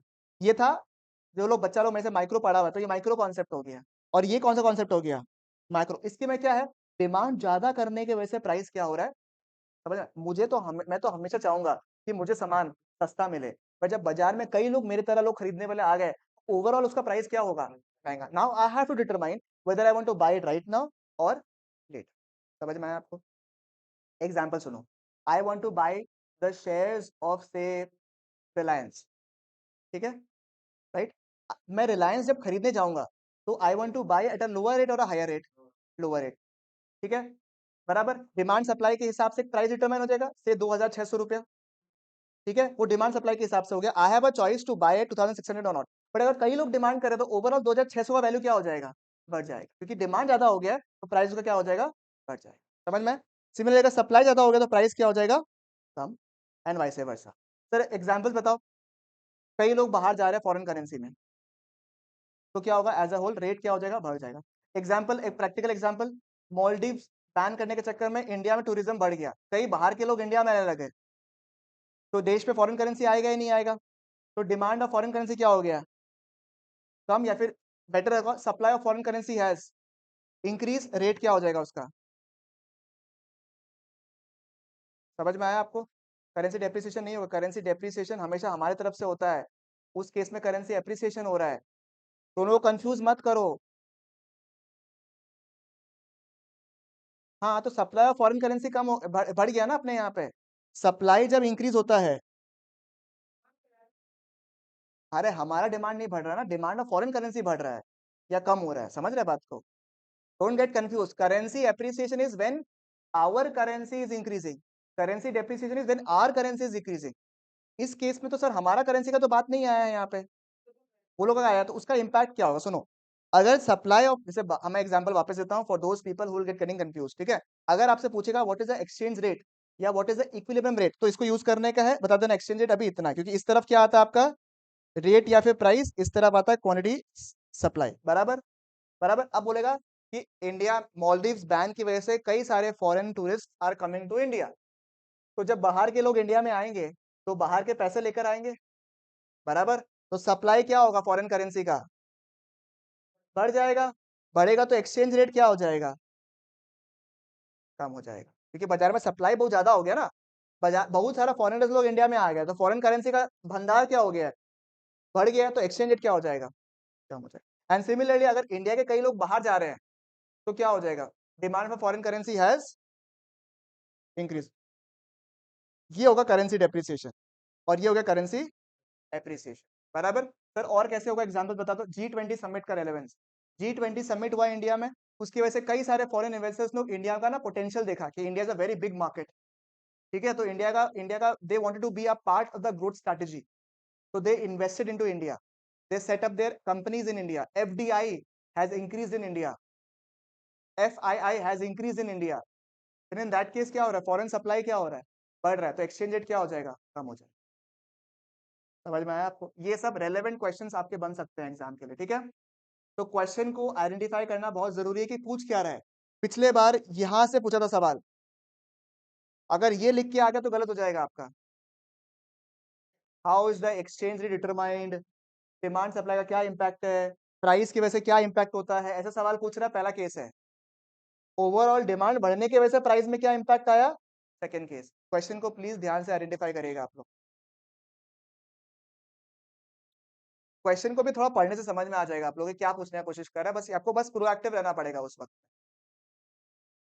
ठीक है ना? तो ये फॉरेन एक्सचेंज का कई लोगों का डाउट था, तो मैंने बता दिया आप लोग को। Next topic is BOP, I think it's very simple. BOP में ये चार्ट ही मेरे लिए मोर देन सफिशिएंट है। बीओपी में क्या होता है? एक होता है करंट अकाउंट ट्रांजैक्शंस, एक होता है capital account transactions. Current account में तो देखो हमेशा एग्जाम में बीओपी का सवाल अगर आएगा, दो चीज पूछना है, पैसा आवत है या पैसा जावत है, आया तो क्रेडिट साइड, गया तो डेबिट। फिर पूछना है कि क्या एसेट और लायबिलिटीज इंपैक्ट कर रहा है, द आंसर इज यस, तो कैपिटल अकाउंट, नहीं कर रहा तो करंट अकाउंट। इतना ही पूछना है हर एग्जाम में, हर आंसर में दो सवाल पूछने का और दोनों आंसर लिखने का, तो फुल मार्क्स नहीं मिलेगा, ठीक है। सर क्या करें बीओपी के लिए? बीओपी के लिए अब आपको कॉन्सेप्ट पढ़ने की रिक्वायरमेंट नहीं है, डायरेक्टली क्वेश्चन सॉल्व करो, ऑलरेडी आता है। बीओटी क्या था? Balance of trade. Balance of trade में क्या होता है? केवल अगर हम लोग import of goods and export of goods के बारे में बात कर रहे हैं तो उसे हम लोग बोलेंगे एज बैलेंस ऑफ ट्रेड, ठीक है। उसके अलावा जो डाउट लोगों का था, ऑटोनोमस एंड अकोमोडेटिंग, तनिष्क है या नहीं है यहाँ पे?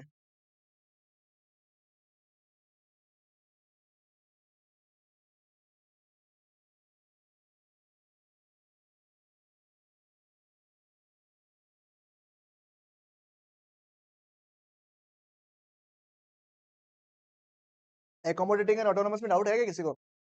तनिष्क को तो था इसलिए बोल रहा हूँ।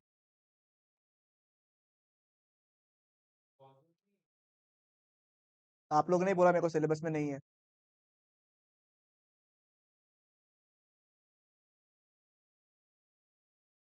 1 घंटा 15 मिनट में इतना कुछ कर लिया हम लोग।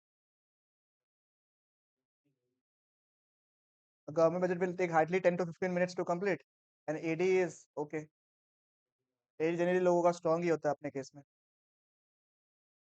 अब खाली हल्का फुल्का सम्स प्रैक्टिस करना है, ईडी के सम्स करना है, और जो मैंने मैक्रो में आपको कुछ कुछ पॉइंट्स बोले रिवाइज करने हैं। मतलब कि अगर आप 2 घंटा इन्वेस्ट कर दो मैक्रो में अभी मेरे क्लास के बाद में 2 से 3 घंटा, तो मेरे हिसाब से काफी हो जाएगा। I think you should target to complete macro by evening if it is pending, and if ID is pending then first don't do I macro right now, because आपने ऑलरेडी मैक्रो को बहुत सोक इन किया है। आप पहले आईडी में जो pending है उसको खत्म कर लो, take a bit of rest and then try to complete it. हो सके तो दिन में 1 आधा घंटा सो जाना आप लोग, या रेस्ट कर लेना आप लोग, तो थोड़ा एनर्जी आ जाएगा वापस से सेकंड हाफ में पढ़ने के लिए, नहीं तो थक जाओगे। ठीक है, और मेरी बातों को ध्यान से सुनना कि आज खत्म करना है ताकि कल कोई डाउट्स एक्स्ट्रा क्वेश्चंस कर लेगा। और फिर जब आप एग्जाम्स के रेडी हो जाओ नेक्स्ट डे 9 बजे, जब आप रेडी हो जाओ, फिर सोचने का नहीं है कि ये टॉपिक मिस कर दिया वो टॉपिक कर दिया, जो करके गया है उसी में आपको बढ़िया लेके आना है। और फिर यही सोचना है कि जो मैंने बहुत पढ़ाई किया है और मैं अच्छा एग्जाम देके आऊंगा। Be very very confident when you writing, over confidence नहीं, कॉन्फिडेंट रहना कि हम फाड़ के आएगा पेपर में, हमको सब कुछ आता है। समझ में आया आपको? क्लियर है या नहीं है? Is it absolutely clear? बताओ रे, कॉन्फिडेंस में पेपर देने का। ठीक है, चलो। ये किसी को डाउट है कि ऑटोनोमस अकाउंट, एक बार बता देता हूँ for those people who had a doubt. ठीक है, ऑटोनोमस ट्रांजैक्शंस वो ट्रांजैक्शन है, ठीक है, it is international economic transactions, जिसको हम लोग अबव द लाइन आइटम्स बोलते हैं, क्योंकि ये ऐसे ट्रांजैक्शंस है जो कि हम कैरी आउट करते हैं for the sole purpose of earning profits. Profits को जब मैक्सिमाइज करना होता है, प्रॉफिट्स को जब हम मैक्सिमाइज करते हैं तब उसे हम लोग बोलते हैं एज प्रॉफिट मैक्सिमाइजेशन। ठीक है ना, चलेगा बिल्कुल यहाँ तक पक्की बात? फिर ये क्या ना, जब मेरा दिमाग में concept is just to earn profits, तो ना it is independent of the state of BOP. BOP से कुछ भी फर्क, बीओपी से कुछ भी फर्क नहीं पड़ेगा, क्योंकि मेरा तो मोटिव ही क्या है, मेरा मोटिव क्या है, टू अर्न प्रॉफिट्स। समझ में आया? इसका एग्जांपल क्या है कि कोई कैपिटल रिसीट्स हुआ, कोई करंट रिसीट्स हुआ, mainly current receipts is the major point in autonomous. Accommodating is done to balance out. अगर बाजार में डिसइक्विलिब्रियम हो गया है, बाजार में डेबिट और क्रेडिट मैच नहीं कर रहा है, उस वक्त में कैरी आउट हम लोग क्या करते हैं, अकोमोडेटिंग। इसलिए मैं हमेशा बोलता हूँ autonomous is like trading in markets, क्योंकि हमारा मोटिव क्या होता है, to earn profits. But when it comes to accommodating, it is like insurance. हम लोग तब कराते हैं जब हम लोग को कुछ लॉस ना हो। तो जब डेबिट क्रेडिट मैच नहीं कर रहा, we tend to take what, accommodating transactions. इसको बोलते हैं बिलो द लाइन आइटम्स। ठीक है, एग्जांपल, हमारा खर्चा, हमारा imports are more than exports, balance करने के लिए क्या करेंगे, या तो हम फॉरेन लोन्स लेंगे, या तो हम बाहर वालों को बोलेंगे कि प्लीज हमारे यहाँ पे इन्वेस्ट करिए ताकि हमारा फॉरेन एक्सचेंज क्या हो जाए, बढ़ जाए। ठीक है, ये कुछ चीजें, क्वेश्चंस आपको देखने हैं यहाँ पे। इसका ये क्वेश्चन, ये वाला जो शीट है ना पूरा, ये बहुत इंपॉर्टेंट है। 8 सवाल तो देख के जाना ही जाना मेरे हिसाब से। ठीक है, देखो हमको तो यही बोला नहीं है, आप लोग एक बार चेक कर लेना। नेक्स्ट, एक कोई टाइम स्टैम्प डाल देना, या तो अगर टाइम मिला तो, और नहीं हो तो हम डलवा देगा टाइम स्टैम्प। क्या करेगा? नहीं नहीं फंस पीछे। Next topic is government budget. Government budget को मैंने वैसे तो वर्बली डिस्कस हल्का हल्का कर लिया था पहले ही, but I just want to tell you government budget में इंपॉर्टेंट चीजें क्या क्या आती है। मैंने एक तो आपको बोली थी, बिकॉज इलेक्शन ईयर है, तो इलेक्शन के हिसाब से कोई सवाल पूछ सकता है आपको कि इलेक्शन की वजह से गवर्नमेंट ने कई सारे सब्सिडी प्रोग्राम्स निकाले हैं, कई सारे एमएसएमईज को प्रमोट कर रहे हैं, तो किस टाइप का एक्सपेंडिचर है ये। ठीक है, चलेगा बिल्कुल यहाँ तक की बात? ठीक है, तो सबसे पहला very very important question from government budget has always been the objectives of government budget. इसमें से भी सबसे पहला वाला बहुत इंपॉर्टेंट था, पहला दूसरा मैं बोलूंगा, रीएलोकेशन ऑफ रिसोर्सेज। जो पैसा आया हुआ है उसको रीएलोकेट किया है आपने, तो कैसे रीएलोकेट करोगे, उन चीजों में जहां अवेलेबिलिटी नहीं है, टैक्स कंसेशंस देकर, गुड्स को डायरेक्टली प्रोड्यूस करके। इनइक्वालिटीज को कैसे कम करता है भैया, टैक्स करता है रिच को, और किसको देता है, रॉबिन हुड है। Next, economic stability, economic growth. ठीक है, फिर हाँ, और इसमें याद रखना, वर्ड्स याद रखना, हाँ, fluctuation, maintaining prices, real GDP जब अगर इंक्रीज होता है तो उसको क्या बोलते हैं हम लोग, एज इकोनॉमिक ग्रोथ। जब भी इकोनॉमिक ग्रोथ को मेजर करना पड़ता है, it is in terms of the real GDP. Management of public enterprises. ठीक है, यानी कि गवर्नमेंट के से कई सारे कंपनीज है जो कि गवर्नमेंट चलाता है। For the welfare of the people and reducing the regional disparities. Exam का favourite question is always been कि नेचर ऑफ रिसिट्स बताइए, कैपिटल रिसिट्स है या कैपिटल रेवेन्यू रिसिट्स है या कैपिटल एक्सपेंडिचर है या रेवेन्यू एक्सपेंडिचर है। मैं बेटर बोलूंगा कि ये सब टॉपिक को ना पढ़ के बेटर है कि ये टॉपिक, क्योंकि आप लोगों को ऑलरेडी आता है, फॉर दोज पीपल जो कि ऑलरेडी पढ़ा हुआ है, स्पेशली माय स्टूडेंट्स डायरेक्टली जो मेरे से पढ़ा हुआ है, कि आप लोग को ये सब टॉपिक्स ऑलरेडी आता है। तो अगर आपको रिवाइज भी करना है तो आप खाली कैपिटल रिसिट्स को रिवाइज कर लीजिए एक बार, अगर रिवाइज करना तो आपको directly, and solve the questions. कौन सा सर? डिटरमाइन द नेचर किसमें आएगा, कैपिटल रिसिट्स में आएगा, रेवेन्यू रिसिट्स में आएगा। वो आपने 20-25 क्वेश्चंस कर लिया ना, हार्डली 10-15 मिनट लगेगा करने में आपको पूरा का पूरा, उससे रिवाइज भी हो जाएगा, ये टॉपिक भी रिवाइज हो जाएगा आपका, ठीक है। ध्यान दीजिएगा, मैं एक बार और बताता हूं आपको, कैपिटल रिसिट्स वो है, एग्जाम में अगर पूछेगा कि ये कौन से नेचर ऑफ ट्रांजेक्शन है एंड उसकी वजह से इम्पैक्ट क्या होता है, ठीक है। इलेक्शंस, G20 सब के ऊपर, गवर्नमेंट के ऊपर सवाल पूछेगा। अच्छा सुनो, गवर्नमेंट के पीरियड को फिस्कल बोलता है, फिस्कल। तो कहीं भी सवाल अगर फिस्कल के ऊपर आया है तो ध्यान दीजिएगा वो गवर्नमेंट से रिलेटेड है, ठीक है। कैपिटल रिसिट्स का अगर हम बात करें, कैपिटल रिसिट्स का, तो कैपिटल रिसिट्स वो होता है जो कि दो चीज क्रिएट करता है, क्या क्या? जो कि एक लाइबिलिटी या तो क्रिएट करता है या तो एसेट को। तो आपके जो भी सवाल आएंगे उसमें आपको ये दो चीज बताना पड़ेगा कि ये दो चीज हो रहा है या नहीं हो रहा है। क्या क्या? लाइबिलिटी बढ़ रहा है या नहीं, और एसेट रिड्यूस हो रहा है या नहीं, ठीक है। एंड अगर हम लोग कैपिटल एक्सपेंडिचर का बात करें तो वो क्या होगा, जो कि या तो एसेट को बढ़ा रहा है और लाइबिलिटी को कम कर रहा है। सर एग्जांपल बताइए, रोड्स ब्रिजेस बन रहा है, एसेट बढ़ रहा है, कैपिटल एक्सपेंडिचर। वही सिंपल कॉन्सेप्ट है, पैसा आ रहा है जा रहा है गवर्नमेंट के पास। By government I mean central government. When I talk about government budget in this chapter, I am talking about central government. Central government के पास में अगर पैसा आवत है तो रिसिट, जावत है एक्सपेंडिचर। अब आने की वजह से क्या कोई एसेट क्रिएट हो रहा है, सॉरी लाइबिलिटी कम हो रहा है, आप देखना। और अगर जा रहा है तो क्या एसेट बिल्डअप हो रहा है या कोई लाइबिलिटी कम हो रहा है, कैपिटल एक्सपेंडिचर। समझ में आया क्या? चलेगा। और डेफिसिट तो सर क्या ही कहने, ठीक है, मेरा फेवरेट टॉपिक है fiscal deficit and primary deficit. मैंने आपको कह दिया था पहले ही कि सब रेवेन्यू डेफिसिट वो होता है जहां पे revenue expenditure is more than the revenue deficit. इसका अब इंडिकेट क्या करता है कि government day to day expenditure को फुलफिल नहीं कर पा रहा है। इसको ठीक करने के लिए क्या करता है गवर्नमेंट, या तो डिस सेविंग्स करता है या तो कैपिटल रिसिट्स का रिजॉर्ट करता है। इसकी वजह से अगर ज्यादा कैपिटल रिसिट लेता है तो गवर्नमेंट का क्या बढ़ जाता है, फिस्कल डेफिसिट। फिस्कल डेफिसिट निकालने का दो तरीका है, एक total receipts, total expenditure, total expenditure except borrowings, sorry total receipts except borrowings, total expenditure अगर हम लोग लिखेंगे तो अल्टीमेटली हमें क्या मिलेगा, फिस्कल डेफिसिट। या फिर इसको कान को ऐसे से नहीं करके क्या करना है sir, borrowings is equal to what, fiscal deficit. इसका इंप्लीकेशन सुपर इंपॉर्टेंट, 4 मार्क का सवाल पूछ सकता है, what are the implications of fiscal deficit. Sir fiscal मतलब बोरोइंग्स, बोरोइंग्स बढ़ गया तो बाजार में डेट ट्रैप बढ़ जाएगा। इन्फ्लेशन रेट, क्यों सर, क्यों इन्फ्लेशन, क्यों? क्योंकि सर अगर फिस्कल डेफिसिट बढ़ता है ना तो या तो गवर्नमेंट लोन लेता है या तो करेंसी और प्रिंट करता है। इन दोनों ही की वजह से पैसा गवर्नमेंट देश में तो आ रहा है बट इन्फ्लेशन भी बढ़ रहा है, ठीक है। नंबर 2, फॉरेन डिपेंडेंस बढ़ रहा है, और क्योंकि हम लोग लोन पे लोन ले रहे हैं तो इंटरेस्ट भी पेमेंट करना पड़ेगा, तो फ्यूचर ग्रोथ इंपैक्ट हो जाएगा दादा। एंड मेरा favourite topic is always primary deficit, क्योंकि ये यूनिक है। रेवेन्यू डेफिसिट जितना ज्यादा होगा उतना खराब है, फिस्कल डेफिसिट जितना बढ़ेगा उतना खराब है, बट प्राइमरी डेफिसिट कितना कम है उतना ही खराब है। क्योंकि सर प्राइमरी डेफिसिट हम लोग कैसे निकालते हैं, fiscal deficit minus interest payments of previous borrowings. In fiscal deficit मान लीजिए बोरोइंग्स, इंटरेस्ट पेमेंट कौन सा है, जो पहले लोन लिया था ना उसके लिए। तब प्राइमरी डेफिसिट ये डिनोट कर रहा है whether we are taking the loan just for the sake of paying the interest of the previous loans or what. If that's the case, it's the most dangerous situation in the economy.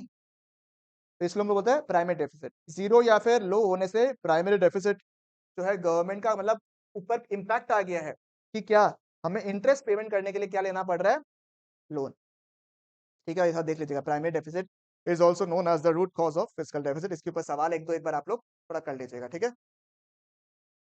Next, ओ हो AD. अब AD का जो concept है उसमें पहला chapter जो था आपका, पहला यूनिट 3 यूनिट में डिवाइडेड है, उसपे से आप समझिएगा एग्जाम में सवाल कौन सा पूछता है, क्योंकि you have to be smart now ना। तो यू हैव टू अंडरस्टैंड कि एडी को जब हम रिवाइज करेंगे अभी, तो एडी को हम लोग को कैसे कैसे पूछता है, ठीक है। बहुत बढ़िया बात है, पहला बात तो आप लोग ऑलमोस्ट मैक्रो खत्म करने वाले हो इन लेस देन व्हाट, हाँ मैक्सिमम 2 घंटा के अंदर पूरा खत्म हो जाएगा मैक्रो, ठीक है। इसी तरीके से अगर हम माइक्रो आईडी भी खत्म कर दे,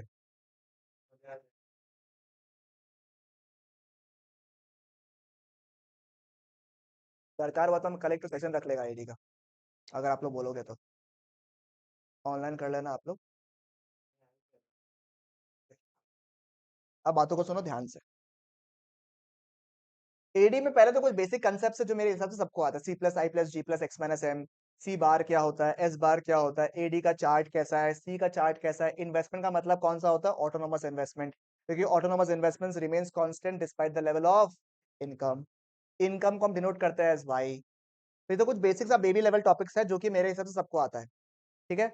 अब यूनिट नंबर 1 में अभी चीजें क्या दिखने लायक है, सबसे पहला consumption function which is C plus B into Y, इसके सम्स कैसे करते हैं हम लोग, कुछ भी डिफिकल्ट नहीं है इसमें। अगर एडी निकालने बोलेगा तो इट हैज सी प्लस आई, आई हमेशा कांस्टेंट रहेगा, अलग अलग कैलकुलेट कर लो, कोई हड़बड़ी नहीं है अपने को जीवन में। और सी के लिए हम लोग को क्या क्या चीज चाहिए, ठीक है। एमपीएस एपीएस ये सब कैसे कैलकुलेट करता है, वो चार्ट वाले क्वेश्चन।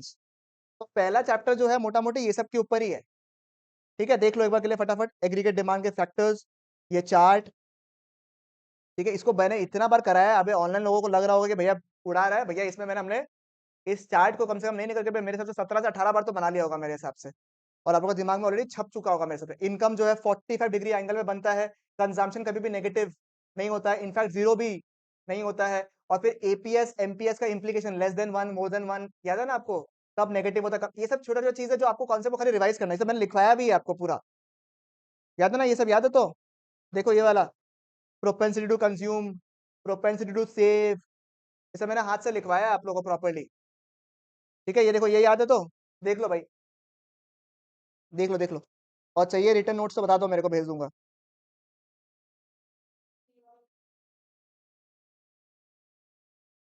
अभी चाइना ऐसा है कि भैया सब कुछ दे दो यार, आप पूछो मत, जो मिल जाए अभी भगवान के जैसे अच्छा है हम लोग के लिए।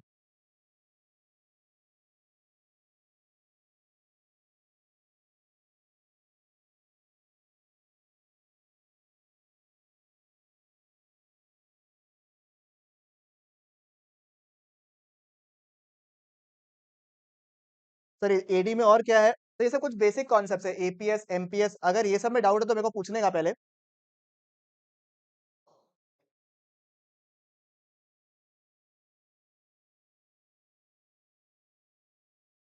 पीडीएफ ग्रुप में शेयर कर देना, हाँ, जो जो भेज रहा हूँ, एक और भेज रहा हूँ अभी।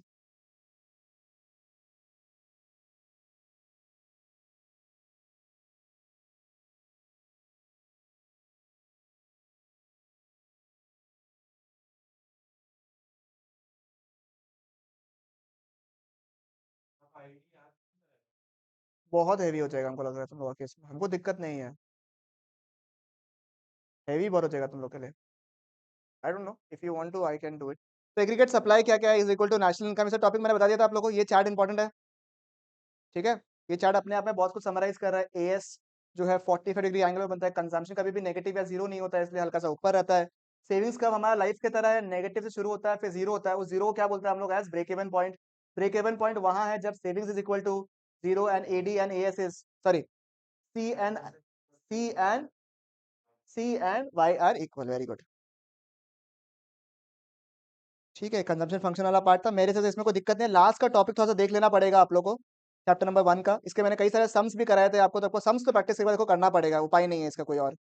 इन्वेस्टमेंट फंक्शन ऑटोनोमस इंड्यूस्ड, याद है ना, ऑटोनोमस वो है जो कि पैरेलल रहता है to the X axis because it is unimpacted due to income. Induced वो है जो इनकम जब बढ़ता है तो इन्वेस्टमेंट भी बढ़ता रहता है। डिटर्मिनेंट्स याद रखिएगा, ये लास्ट पन्ना जो है ये आपका सबसे ट्रिकी पेज है, एडी का लास्ट का ये पेज नंबर 61 अपना जो है, ये बहुत ट्रिकी पेज है क्योंकि ये सब टॉपिक अपन छोड़ देता है, ठीक है ना। M E I R O आई, हम कब इन्वेस्ट करेंगे, जब M E I is more than R O I. Sir M E I मान मार्जिनल एफिशिएंसी ऑफ इन्वेस्टमेंट, कितना इंटरेस्ट कितना मिल रहा है रिटर्न, धंधा जब करेंगे तो धंधा में कितना रिटर्न मिल रहा है उसको बोलता है एम ई आई। और आर ओ आई क्या, रेट ऑफ इंटरेस्ट, कितना पैसा देना पड़ेगा बोरोइंग्स के लिए। एक्स एंटे याद है ना, एक्स एंटे, एक्स एंटे क्या होता है, एक्सपेक्टेड, और एक्स पोस्ट क्या होता है, actual. If the expected and actual, बस कहीं भी एक्स एंटे वर्ड आएगा तो एक्सपेक्टेड, पोस्ट मतलब बाद में होता है एक्चुअल, ठीक है। फुल एम्प्लॉयमेंट ये सब ठीक है यार। यूनिट नंबर 2, अरे भाई साहब यूनिट नंबर 2 में तो कुछ है ही नहीं, और एग्जाम में भर भर के सवाल पूछता है। सर यूनिट नंबर 2 में क्या है? इक्विलिब्रियम पोजीशन, जब AD equal to AS, then it is known as equilibrium position. इस सिचुएशन को हम लोग क्या बोलते हैं प्यार से? Effective demand. क्या बोलता है? Effective demand. पहला सवाल जो एग्जाम में लास्ट ईयर पूछा था, इफ देखो एक सुनो सुनो, गलती गलती, मेरा बात सुनो ध्यान से, बच्चा लोग इसमें लास्ट टाइम गलती किया था। क्वेश्चन में आया जब आपका एक्स एंटे या फिर estimated AD is more than estimated AS, क्योंकि हमेशा एडी और एएस जनरली क्या होता है? एक्सपेक्टेड या फिर एंटिसिपेटेड या फिर एक्स एंटे, बराबर। सवाल एग्जाम में पूछा है जब AD is more than AS, ये वाला, तो उसकी वजह से क्या इंपैक्ट आएगा ऑन द इकोनॉमी? आंसर लिखा था ये वाला, लिख के आ गया एक्सेस डिमांड वाला पार्ट। समझे बात को आप लोग? गलती नहीं करना है। एडी और एएस पूछ रहा है, एक्सपेक्टेड पूछ रहा है, ये वाला टॉपिक है। लास्ट है तो पूछ चुका है। आपके लिए कौन सा रेलेवेंट है? Because there is another method to calculate the equilibrium level which was SNI approach, और मैंने लिखवा दिया, देख लो आप लोग को ये वाला पार्ट। ये भी चाहिए क्या? ओ माय गॉड, जरा डिमांडिंग हो गया आप लोग को।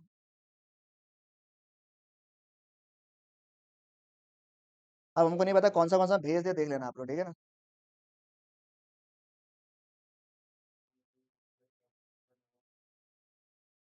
ठीक है, इसमें क्या है देखो, आप लोग के लिए रेलेवेंट कौन सा है? S is more than I and I is less than S. इसको सवाल कैसे पूछ सकता है आपको कि लोगों का हाउस होल्ड का सेविंग्स जो है बढ़ने लग गया है आजकल। गवर्नमेंट ग्रोथ पर्सपेक्टिव को देखते हुए इंडिया जो है ना आजकल बहुत ज्यादा इन्वेस्ट कर रहा है, एक्सपेंडिचर बढ़ गया है, तो क्या इंपैक्ट आएगा? ठीक है, is it the state of equilibrium, ऐसे सवाल पूछ सकता है आपसे। तो लास्ट टाइम आया था एडीएस, ऐसा नहीं कि इस बार नहीं आ सकता वो चीज, वो भी आ सकता है, बट मेरे को ज्यादा रेलेवेंट लग रहा है एस एंड आई। ठीक है, वही same answer, same answer. ADS पूछ लो, एसएनआई पूछ लो, आंसर ऑलमोस्ट घुमा फिरा कर सेम है। आपको माथा में 2-3 बुलेट पॉइंट्स आना चाहिए खरे, जो मैंने लिखाया हुआ है आप लोग को। ठीक है ना सर? बोलो ना, हो गया ना? ये देखो, ये लिखा हुआ देखो, भेज भी दिया आपको पीडीएफ वापस से मैंने। अदा क्लियर? ठीक है, नेक्स्ट। और क्या है सर? ये वाला दो तल्ला चार्ट याद है ना? अगर एग्जाम में पूछे तो वही। ओहो, और सुनो, जब भी चार्ट बनाओगे, क्योंकि चार्ट इसी चैप्टर में मेनली, फॉरेन एक्सचेंज में तो बच्चा सा चार्ट है, इसमें मेन चार्ट है। Please please, if you are aiming for hundreds, please mark everything properly, don't miss out on anything. ठीक है, एंड डोंट डू एक्स्ट्रा दिमाग, जो है वही डालने का। ठीक है, चलेगा ना? पहले तो अच्छा, ये तो दो तल्ला चार्ट जब बनाओगे, सबसे पहले कौन सा चार्ट बनाओगे? एस, फिर आई, इससे मिल गया पॉइंट, वहां से ऊपर डालने का, और ये। ठीक है, क्योंकि सर आई तो कांस्टेंट है, एएस भी कांस्टेंट है, केवल दो चार्ट कौन सा अलग अलग है? एस और एडी, उसके हिसाब चार्ट बनाने का। ठीक है ना? ओके, फिर नेक्स्ट सर, बहुत बहुत बहुत बहुत बहुत बहुत बहुत इंपॉर्टेंट टॉपिक कौन सा है? Investment multiplier. ये तो नहीं भेजूंगा नोट्स, हाँ, इसका दरकार नहीं, आप लोग को आता है ये वाला ना। ठीक है, देखो एग्जाम में इन्वेस्टमेंट मल्टीप्लायर के ऊपर जो सवाल है, थ्योरी कबार कभी कभार पूछता है, वो आपके संदिग्ध वर्ग में दिया हुआ है, देखना वो 1000 को ऐसे ऐसे करके दिखाया हुआ है, बनाया हुआ है एक ठो। वो थोड़ा मार्क कर लो आप लोग। पेज नंबर बताओ तो क्या है? एक एक करके पेज आना, नहीं आगे बढ़ो, आगे बढ़ो, नहीं एक एक पन्ना आगे बढ़ो, ऐसे मत बढ़ो। हाँ, यूनिट नंबर 2 में। हाँ हाँ, पेज नंबर क्या है? Page number 8.11 of Sandeep Garg. ठीक है, पेज नंबर 8.11। ये थोड़ा सा रीड कर लीजिएगा, बस रीड करके जाएगा कि अब इम्पैक्ट और मल्टीप्लायर अगर पूछा है आपसे, तो इसका आंसर निकाल दिया। उसके अलावा 90% चांसेस रहता है मनी मल्टीप्लायर का, सॉरी इन्वेस्टमेंट मल्टीप्लायर का, कि वो आपको ना सम्स पूछता है। मल्टीप्लायर निकालने का दो तरीका है, एक क्या है? एक delta Y by delta I, investment change करने की वजह से इनकम में क्या इंपैक्ट आता है।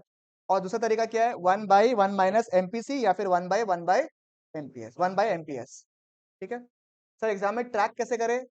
हमेशा इन्वेस्टमेंट चेंज की वजह से, चेंज इन इन्वेस्टमेंट, और substantial change in investment, tentative change. एक एग्जाम में सवाल पूछेगा चेंज इन इनकम कितना आया है, इनकम अगर इतना से इतना बढ़ रहा है तो इन्वेस्टमेंट कितना बढ़ना चाहिए, इस टाइप का कुछ सवाल आपको इन्वेस्टमेंट वर्ड दिया हुआ रहेगा सर।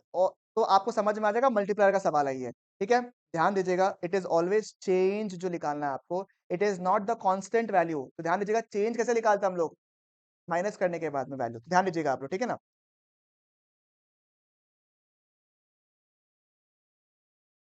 इन्वेस्टमेंट की वजह से इनकम कितना चेंज हो रहा है आपका। अगर हम मैंने 5,000 रुपए पहले जमा किया था, अब 10 कर दिया, उसकी वजह से मेरा इनकम कितना चेंज होगा, कोई से निकालेगा आप लोग। पहले आपका इनकम कितना था और अभी कितना हो गया।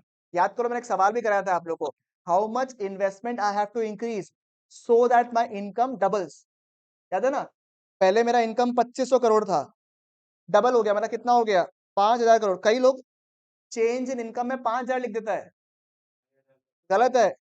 कितना होगा, क्योंकि इनकम कितना बढ़ाना है आपको, 2,500 करोड़, ठीक है ना। चेंज देखना हमेशा, चेंज चेंज मत भूलना। ये तो निकालना होगा ना पहले। अब देखो, जैसे ये निकालना है, अब मुझे निकालना है, मैंने सवाल पूछता हूँ, मेरा इनकम पहले 2500 करोड़ था, अब मुझे को कितना इन्वेस्टमेंट और करना चाहिए ताकि मेरा इनकम क्या हो जाए, डबल हो जाए।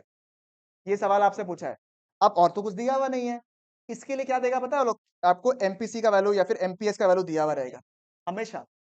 तो पहला चीज क्या है, ये एमपीएस या फिर एमपीसी से आप पहले के निकाल लो, विच इज कैसे निकालता है, के बाय के इक्वल टू 1/1 माइनस एमपीसी। मान लो एक बार के लिए 60% एमपीसी है, तो यानी कि 1/0.40, 60% तो ये होगा ना, जितना भी होगा 4 टाइम्स जो भी होगा, ठीक है, मान लो एक बार के लिए 4 टाइम्स जो भी है। अब 4 टाइम्स आपका के आ गया, के का एक और फॉर्मूला क्या है, K equal to delta Y by delta, ये दिया हुआ है 2500, ये हो गया 4 टाइम्स, इससे आपका आंसर निकल जाए। तो हमेशा मल्टीप्लायर अगर आपको निकालना ना, मैक्सिमम केसेस में कैसे निकालोगे आप, मल्टीप्लायर को पहले एमपीसी एमपीएस से निकाल लो। ध्यान दीजिएगा क्वेश्चन में दिया हुआ क्या है, एमपीसी दिया हुआ या एमपीएस दिया हुआ है, तो उससे आपका के निकल गया, उस के को आप ऊपर यूज कर लो। आप कंफ्यूज कैसे करेगा, जैसे मैंने इसको इनकम बताया आपको, वैसे ही आपको इन्वेस्टमेंट दे देगा कि इन्वेस्टमेंट चेंज की वजह से आपको इनकम में इम्पैक्ट बताइए।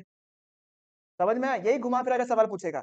और सर इक्विलिब्रियम बेस्ड क्वेश्चन कैसा पूछेगा आप लोग से, economy as is at an equilibrium, जैसे economy is at an equilibrium दिया हुआ है, AD equal to AS use करने का। बट अगर दिखा हुआ है इकोनॉमी इज एट इक्विलिब्रियम और आपको इन्वेस्टमेंट का वैल्यू दिया हुआ है, तो S equal to I use करने का। ठीक है, दोनों ही केस में एडी इक्वल टू एस भी होगा तो सी प्लस आई होता है, सी का वैल्यू आपको निकालना पड़ेगा, और एस इक्वल टू आई होता है तो एस का फॉर्मूला भी आपको आता है, S equal to minus C bar plus 1 minus B into Y,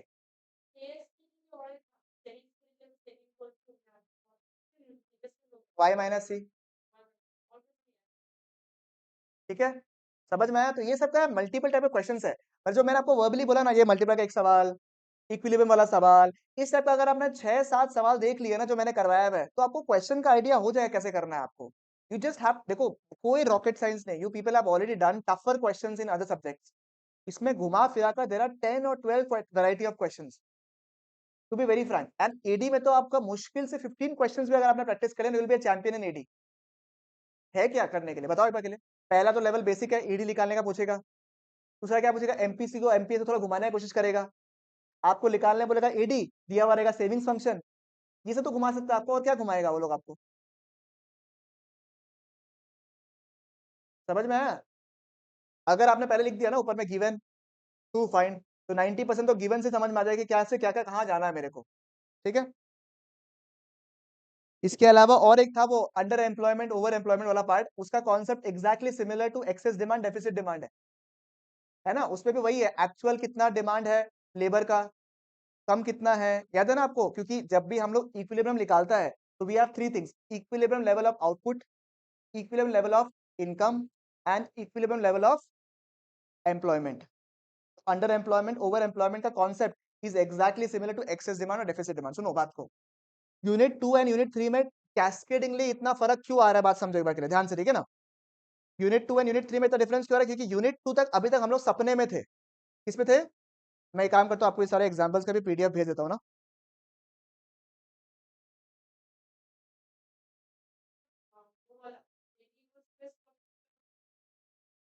जब क्वेश्चन में दिया हुआ रहेगा, इफ क्वेश्चन में कंजम्पशन दिया हुआ है, इन्वेस्टमेंट दिया हुआ है, तो आप एडीएएस यूज करो, और वहां पे अगर सेविंग्स का वैल्यू दिया हुआ है, इन्वेस्टमेंट का वैल्यू दिया हुआ है, आपको क्वेश्चन देखकर समझ में आ जाएगा। ठीक है,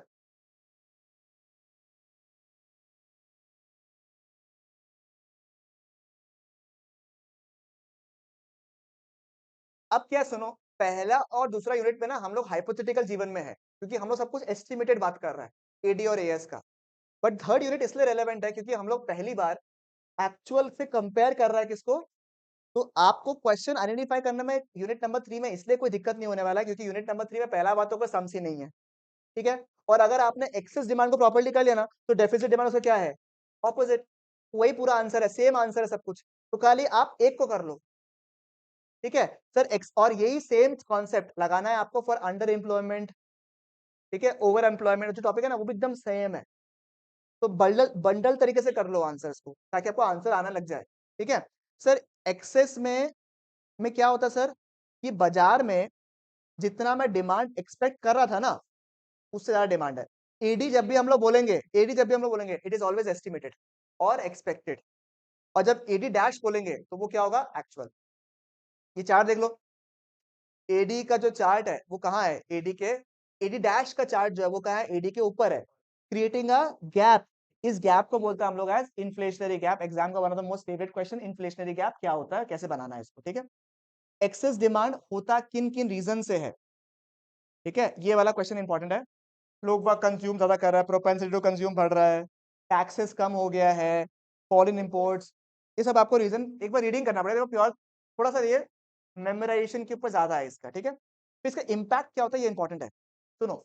एक्सेस डिमांड क्योंकि हम लोग ऑलरेडी अपना फुल एफिशिएंसी में काम कर रहे हैं, हम लोग ना फुल एम्प्लॉयमेंट में काम कर रहे हैं, क्योंकि आपको याद होगा जब भी मैं ऐसे निकालू ना इसको, देखो ये वाला पार्ट को, तो यहाँ लिखा हुआ देखो हम लोग किसमें काम कर रहे हैं, we are already working in full employment equilibrium, so there is no chance, there is no chance to increase any employment। तो यानी कि सर हम लोग अभी अपना आउटपुट तो इंक्रीज नहीं कर सकते, एम्प्लॉयमेंट भी कोई भी इंक्रीज, और क्योंकि बाजार में डिमांड बहुत ज्यादा है तो प्राइस क्या होगा। बट जब डेफिसिट डिमांड का बात करेंगे तो क्या हम लोग अपना आउटपुट को कम कर सकते हैं, बिल्कुल। एम्प्लॉयमेंट कम कर सकते हैं, बिल्कुल। और जनरल प्राइस लेवल क्या होगा, ठीक है, ये डेफिसिट डिमांड हो गया। केवल चार्ट को ऊपर नीचे कर दो, काम हो गया आपका। And it will create a gap which is known as deflationary gap. हाँ, ठीक है, चलेगा। इसका इम्पैक्ट डिक्रीज। और देखो अब मेजर्स, मेजर्स क्या क्या है आपका, मेजर्स दो टाइप का होता है, क्या क्या मेजर्स है आपका। एक तो होता है, देखो करेक्ट करना है, करेक्ट करना है आपको, डेफिसिट डिमांड और एक्सेस डिमांड को कंट्रोल करना है आपको। कंट्रोल करने के दो तरीके होते हैं, एक होता है फिस्कल मेजर्स और एक होता है मॉनेटरी मेजर्स। एग्जाम में क्वेश्चन को ध्यान से पढ़ेगा ऐसे कि भैया फिस्कल पूछा है और मॉनेटरी, फिस्कल पढ़ के मॉनेटरी लिखा ना फिसल जाओगे, मार्क्स भी हो, ठीक है। तो फिस्कल लिखा है मॉनेटरी लिखा, सर्कल कर देने का, ठीक है, चलेगा। फिस्कल मतलब गवर्नमेंट, गवर्नमेंट के हाथ में दो चीज है, उसका खर्चा, टैक्स। अगर बाजार में बहुत डिमांड है, खुद का खर्चा क्या करेगा आप, और टैक्स तो क्या कर देगा, ठीक है। बैंक्स में तो आपको याद ही होगा, ठीक है ना। ये देखो ये रहा fiscal policy, decrease in government spending, increase in taxes. Monetary policy में क्या करेगा, क्योंकि रेट बहुत बढ़ गया है, बाजार में बहुत डिमांड है, तो एक्सचेंज रेट या बैंक रेट या रेपो रेट को क्या करेगा, ओपन मार्केट सिक्योरिटीज को बेच देगा ताकि बाजार का लोगों का पैसा मेरे पास आ जाए। एलआरआर को, इसको रीड एक बार करना पड़ेगा आपको, क्योंकि एग्जाम में एक्सेस डिमांड डेफिसिट डिमांड के ऊपर सवाल बहुत पूछता है। आप केवल एक को कर लो अच्छे से, तो उसका ऑपोजिट आपको आंसर ऑटोमेटिकली आ जाएगा उसमें, ठीक है ना। मार्जिन रिक्वायरमेंट्स ये वाला पार्ट आपको दिया हुआ है, ठीक है। एक काम करो ना, अभी 5-10 मिनट लो और इस वाला पार्ट को रीडिंग करके खत्म ही कर लो। तो मेरे हिसाब से मैंने आपको मैक्रो के सारे रेलेवेंट टॉपिक्स जो है वो करवा दिए हैं, नॉट इवन 2 आवर्स में, 1 hour 45 minutes में, ठीक है। तो इसको मैं, आप रिवाइज कर लो एक बार के लिए फटाफट, कोई भी डाउट्स वगैरह है तो पूछ लो, I am waiting for 5 minutes। अगर कोई भी डाउट है तो पूछ लो भाई, नहीं तो अपन इसको एंड करता है। And you tell me an update of ID, कि आईडी कैसे कराना है आप लोग को, या फिर कोई स्पेसिफिक टॉपिक्स है जो कराना है बता देना मेरे को, मैं करवा दूंगा।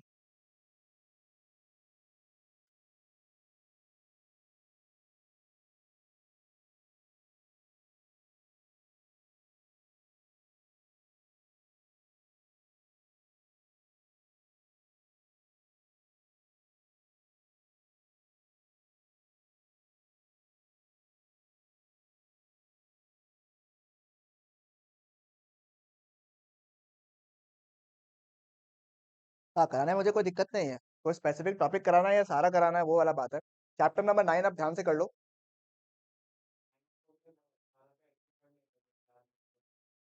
9 और 10 कर लो, कंपैरेटिव्स और वो कर लो, क्योंकि मैंने फर्स्ट डे से ये बोला बोला था।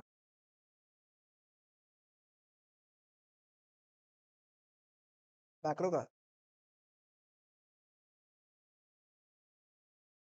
मनी क्रिएशन,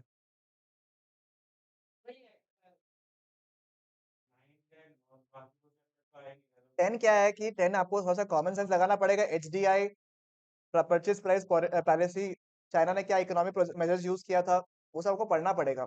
और कंपैरेटिव्स का सवाल देखना पड़ेगा आपको।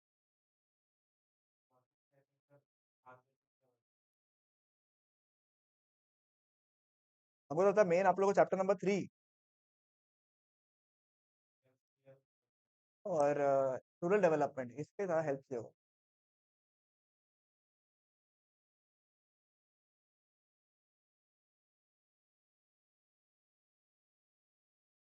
ठीक है, और कोई भी डाउट है ऑनलाइन वाला लोग का स्पेसिफिक?